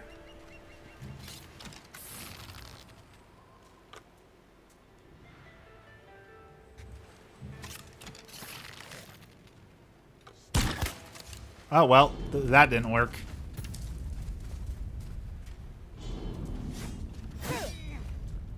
Understand how guns work? Like fireworks? Well, I guess we're just fighting everyone, so...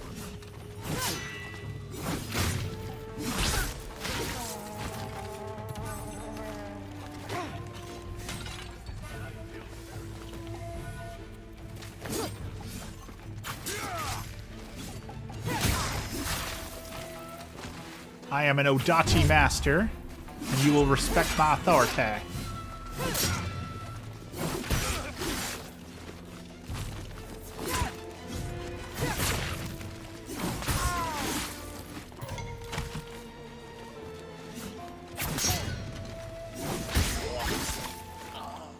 Alright, who wants some? Is that it? Did we get everyone? Was that all of them? Is that all you got? This is supposed to be like your whole secret hideout here. Oh, there's one. Okay.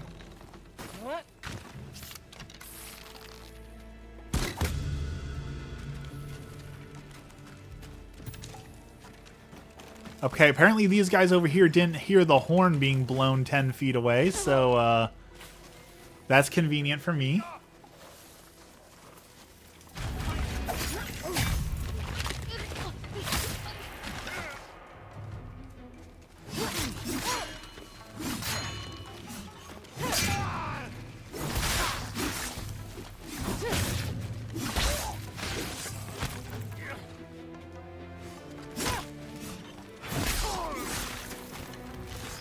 Alright, that problem is solved. Let's go clear a few more people out. How about that? Oh, wait.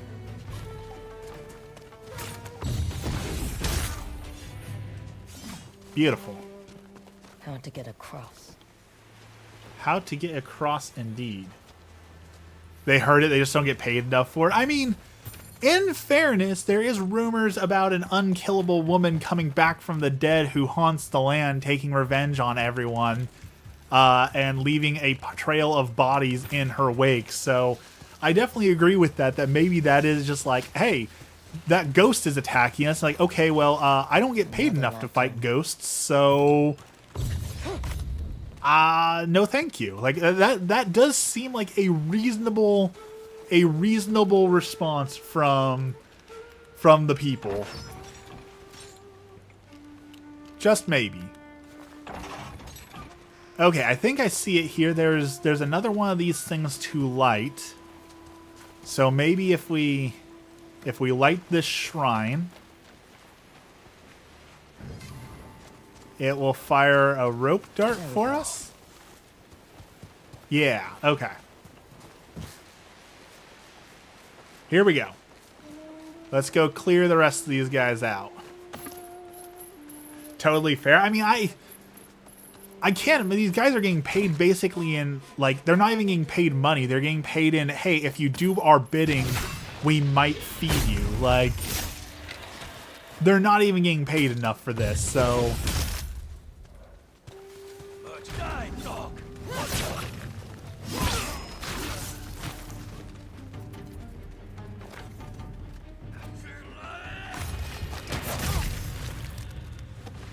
Ooh, what's that in the corner? That looks fancy. More steel. Okay. If you're streaming Dying Light 2, you got light on your plate, right? I want to stream the new Dying Light. I want to play the new Dying Light for certain. So that will definitely be on the list of games to play. Love the first game. This one looks a little bit hack and slashy. You needed more approach to combat. Okay, so the reason why it looks so easy is because I am admittedly playing on the easy difficulty. So if you want a more tactical combat experience, you can definitely up the difficulty and have a much more difficult experience if you want to. I simply am not looking for a difficult experience. I'm here to experience the story and have the power fantasy of being the Onryu ghost destroying everything. So don't let that gameplay scare you away. You can definitely make it much harder if you want to. But Dying Light is on the list, but next week? Pokemon is next week, right? So like I want to play Dying Light, but Pokemon comes first and foremost. As I've gotten older, I realized I don't care if my game is difficult. Exactly. That is exactly it.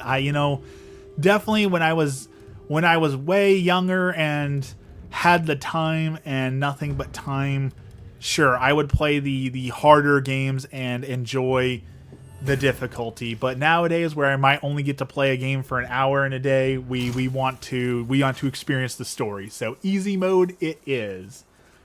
Is Pokemon next week? Let's see. Today is the 6th. So 1 week from now would be the 13th. Yeah, it comes out next Thursday. Pokemon is next Thursday. So, yeah. This will trip her up. So maybe when Dying Light is on sale, like for Christmas, we'll play that around Christmas time.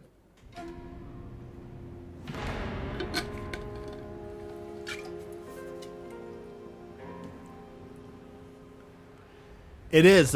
Halloween is going to be here before you even know it. Like we are so close to the end of the year. We're so close to Christmas time. We are almost there. So this week is going by so fast. This month is going to zoom right by.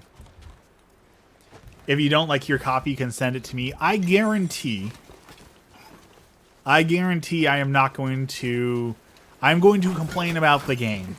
Because the Pokemon Company has been very lazy, and I don't think that they're going to create a breathtaking masterpiece. I'll play it, and I'll definitely have some fun in it, but I guarantee there will be things to say negatively about the game. And I guarantee there will be people who will be like, you can't say anything negative about Pokemon, like, leave the billion-dollar company alone. I guarantee... You're going to complain because that's just what you do. I mean, fair. But also, they deserve it. What surprises me is on the Borderlands 4 forum, people are talking about a bunch of bugs in the Borderlands 4 game that still exist. And there is this dedicated legion of fanboys for Borderlands who are insisting that the bug doesn't exist. And so someone's like, here is video proof of this bug happening. And people are coming in like, nope, that didn't happen. Fake, AI, you're lying. Like, why are you dedicating your day and time to defending Gearbox? And you're not even really defending, like, you're denying reality. The game has a bug. Big deal. They can fix the bug. Like, why is it a personal insult against your honor, your mother, and your family for someone to say, hey, Gearbox, you forgot about this bug in the game. Can you go fix the bug? Like, why is that personally insulting these people so bad that they feel the need to go onto the forums and spend multiple hours a day denying reality? Like, what do you gain from that? The game is their whole personality. And I understand, like, World of Warcraft. World of Warcraft's been around since 2004, 2002 if you were in the alpha, 2003 if you were in the beta. The game has been around longer than some people have been alive. I can understand making that your whole personality because that's been around since you've existed. But Borderlands 4 has only been out for like 2 weeks, 3 weeks, maybe a month now, right? Like, what? How can that game be your whole personality when it's been out for 3 weeks? Like, I used to hate the phrase "go touch grass." I felt like it was insulting, and I don't like to insult people. However, after spending some time on game forums, I truly do think that the solution to some of these people's problems is you need to go outside, get some vitamin D, see some nature, take a shower, and reset your priorities in life. Like, truly, video game addiction is one of those things that I don't think we talk enough about in our life. And I bring it up a lot because I truly think, like other things, you can be addicted to coffee, you can be addicted to video games, you can be addicted to exercise, right? There's a lot of bodybuilders that we've talked about that straight up have body dysmorphia, mental illness issues, and addiction problems.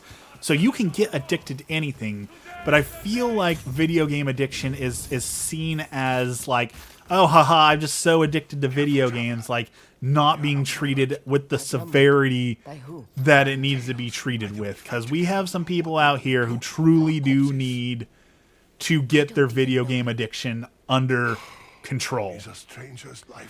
And like, I'm picking on the Borderlands people a lot, but there was a guy who was posting his pride and joy. He was the first person to 100% complete, first person to 100% Borderlands 4. He explored the whole map. He got every achievement. He did everything in the game. How do I know this is exactly how. The guy got 100% achievement in Borderlands 4 by playing, and he admitted this, he played 17 hours a day for 2 weeks straight. That is a straight up addiction. That is a straight up problem. 17 hours of video games for 2 weeks straight. He even admitted like he was stealing from his job, like he was signing in like he was working from home, and then he would just go back to playing. Like, he stole from his company for 2 weeks straight and then admitted it on the internet. That is a problem if you're stealing from your workplace to play Borderlands. And I liked Borderlands 4. There were some flaws, but Borderlands 4 was not good enough to steal from your workplace over, right? Shadow of War here. I love Shadow of War. Shadow of War is a great game. But again, it's not to a point where I would play it for 17 hours a day. And I think I'm addicted to games sometimes because I want to come home from work and play 2 hours a day. This was a reality check. So here's the thing. Here's how you can tell if it's truly like a problem in your life. Because we play video games here a lot, right? We play video games a lot. We talk about video games a lot. Video games is a hobby. We enjoy video games. But if it comes to a point where you are consistently neglecting your real world duties over the video games, that's where it moves into a problem. Are you forsaking your health? So not getting the exercise you need, not eating, not sleeping, ignoring friends, social obligations, your wife, your family, those sort of things. And it's okay to happen once, right? Like, when World of Warcraft comes out with its next expansion, every expansion I play at the midnight release. So I will play that game one time for like 7 hours straight on launch day. And it happens once. That's not an addiction. That's a fun thing we do. But when it moves over into a daily, weekly thing where I'm spending more time with the video games than my family, that's the problem, right? And that's where, when I talk about, is there PvP in this? I don't believe so. I don't believe there's PvP in this game. I can talk about this from experience because League of Legends was my problem. League of Legends I played like a full-time job, like legitimately playing League of Legends for 6-7 hours a day. I would go to work, I would come home, I would play League of Legends, I would wake up, I would play League of Legends. I would play League of Legends instead of spending time with my wife. I would play League of Legends instead of talking to friends. If there was a free moment in the day that I played League of Legends. And that's how I realized I'm neglecting my health. You know, I'm way overweight. I'm neglecting my wife because I'm just playing League of Legends. Like, that's all I was doing. That's a problem. I would play it while I hate it. Oh yeah, that is the number one thing for League of Legends. Is I don't think there's a single person alive who enjoys playing League of Legends. I'm pretty sure every person who plays League of Legends hates themselves while playing it, but they're addicted to it, and that addiction is causing them to continue this cycle of hatred. League of Legends always felt boring to me.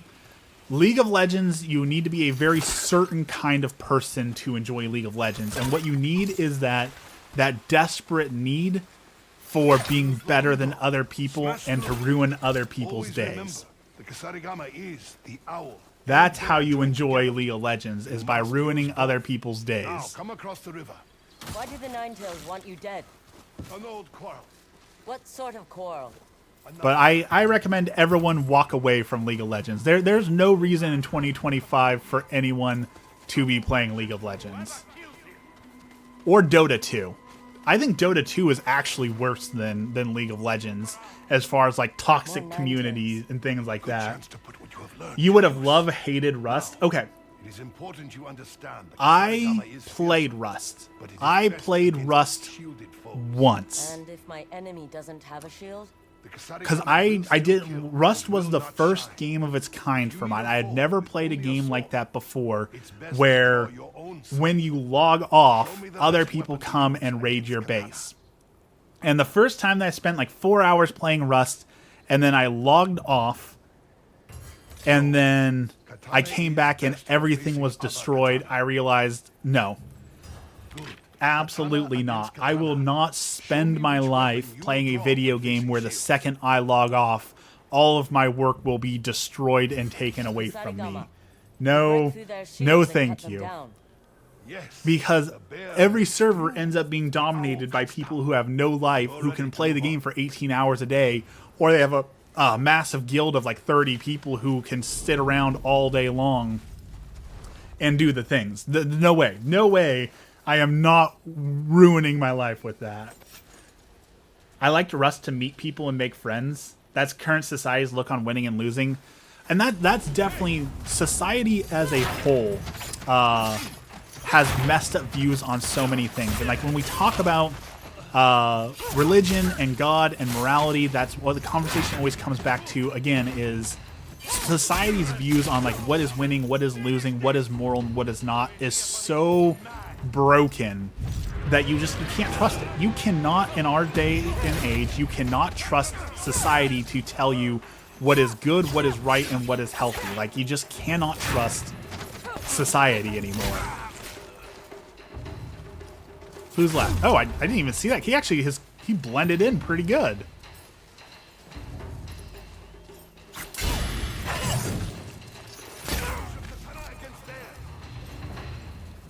I don't want to use my katana. I want to use the ball and chain. So that is my rant for the day. I really feel like people, and I don't want to be one of those people like do your own research, but like such a hard conversation to have. I'll do weight loss as the hard conversation. My current favorite game is Foxhole. I don't think I know that one. I have been on a weight loss journey for many years, and I've lost 170 pounds. And along that journey, I've met a lot of people who encourage me and say, like, hey, you know, you're doing good, and you're being healthy, and that's great. But there's also been the body positivity movement, and there have been people who've been popping up in my feed who say things like, if you're losing weight to feel better, that's fat phobic. If you're losing weight because you want to look better or for health reasons, then you hate fat people and you are fat phobic. And that there are some people who are legitimately building upon this idea that if you want to be healthy, that is a hate crime against people who don't want to be healthy.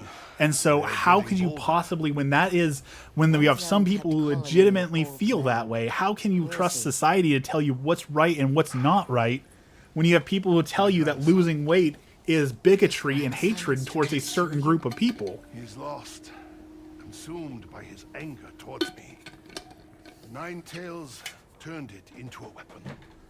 Now he believes killing me. Body positivity means being positive in any body, but they made it into positive only when you're overweight. It's wild. Right or wrong? It's like anything else. When we talk about sin, when we get religious for a second here, sin is a disorder. So when you take something that is good and you make it bad, you are taking a good thing and you are disordering it to do wrong. So that it is a disorder. When people are looking at body positivity, they've taken something that is good and they are using it for bad purposes. That is like the very full-on definition of disorder. It is a disorder to take something good, like the original meaning of body positivity, and disorder it into what we have now. The internet has given people not a right platform valid. So that is definitely another huge problem we have in our society. Is one, social media has taught us that everyone is dying to hear your opinions, right? Like that every single thing I do and say, people need to hear my opinion on it, right? And that is the truth. Is no, not everyone needs to hear my opinion on everything. That is one of the huge problems we have. But also, we've reached a point where even though people share bad opinions, you can go and buy podcasting equipment for $100 and sound professional, and there are sadly people out there who that's all it takes, right? That person said this confidently and with expensive podcasting equipment. Therefore, what they say must be right. Like that's all it takes. Is, wow, they spoke with such authority, they must be an expert. And that's all it takes for them to truly like believe whatever you're saying is true, is because you've spoken with authority, therefore you know exactly what you were talking about. And that is such a wild thing to me. I have never in my life heard someone speak with authority and be like, wow, they're so confident, they must be accurate. Like I just couldn't imagine falling for that, you know? Okay, I don't know where I was going. I wasn't paying attention. So are we going back inside? We're too cold. Is that the thing? Are we going to go back inside maybe? Warm up our hands.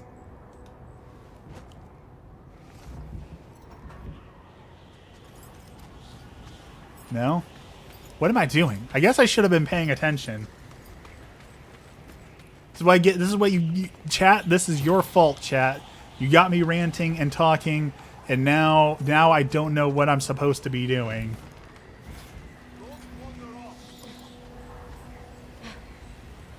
Where? Oh, there he is. Okay, we found him.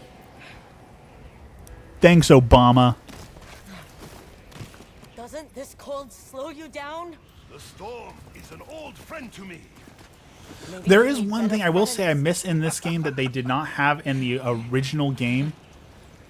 Yes, my character is freezing, and that's why I can't perform certain actions. I do miss making the haikus. I know that I am a cringe lord for it, but I love haikus, and I love writing haikus. And I miss writing the haikus. I did really love writing the haikus in the first Ghosts of Sushi. You're just now learning that people are dumb. I know that people are dumb, but I like to have this hope and faith and confidence in people. And every day I wake up with like, today is the day that people are going to impress me, that people are going to show me that they can be smart, that they can figure things out. And then every day Now, show I'm me your disappointed by the things that people do. It's freezing. You ask for mercy? Will Lord Saito show you any? Okay. However, I just looked at the time, and once again, I'm going to blame chat for all this. Y'all got me ranting and talking about things, and now I don't have time to do dishes because I gotta go to work. I gotta go to work. So I can't stay here any longer. I must go to work now. So it was great talking to y'all. As always, let's end with our prayer. In the name of the Father, the Son, and the Holy Spirit, our Father, who art in heaven, hallowed be thy name. Thy kingdom come, thy will be done on earth as it is in heaven. Give us this day our daily bread, and forgive us our trespasses as we forgive those who trespass against us. And lead us not into temptation, but deliver us from evil. Amen. Lord, thank you for this blessed day, and thank you for all that you do for us. Today, we continue to pray for all the souls who are victims of violence, whether that be political violence, whether that be war, whether that be religious violence. Whatever the violence is, Lord, help to bring about an end to it. We pray for all the people who don't have enough, all the people who are suffering from starvation or lack of water or lack of housing or whatever they do not have enough of. Help us, their brothers and sisters in Christ, to see the need in our community and open our hearts to them and provide for them. We pray for all the souls in purgatory, all the souls who've been forgotten, all the souls who have no one left to pray for them. Lord, help them. And finally, as OCIA starts again, we pray for all the people who are discerning coming home to the church. Lord, help to guide them. All this we pray in the name of the Father, the Son, and the Holy Spirit. Amen.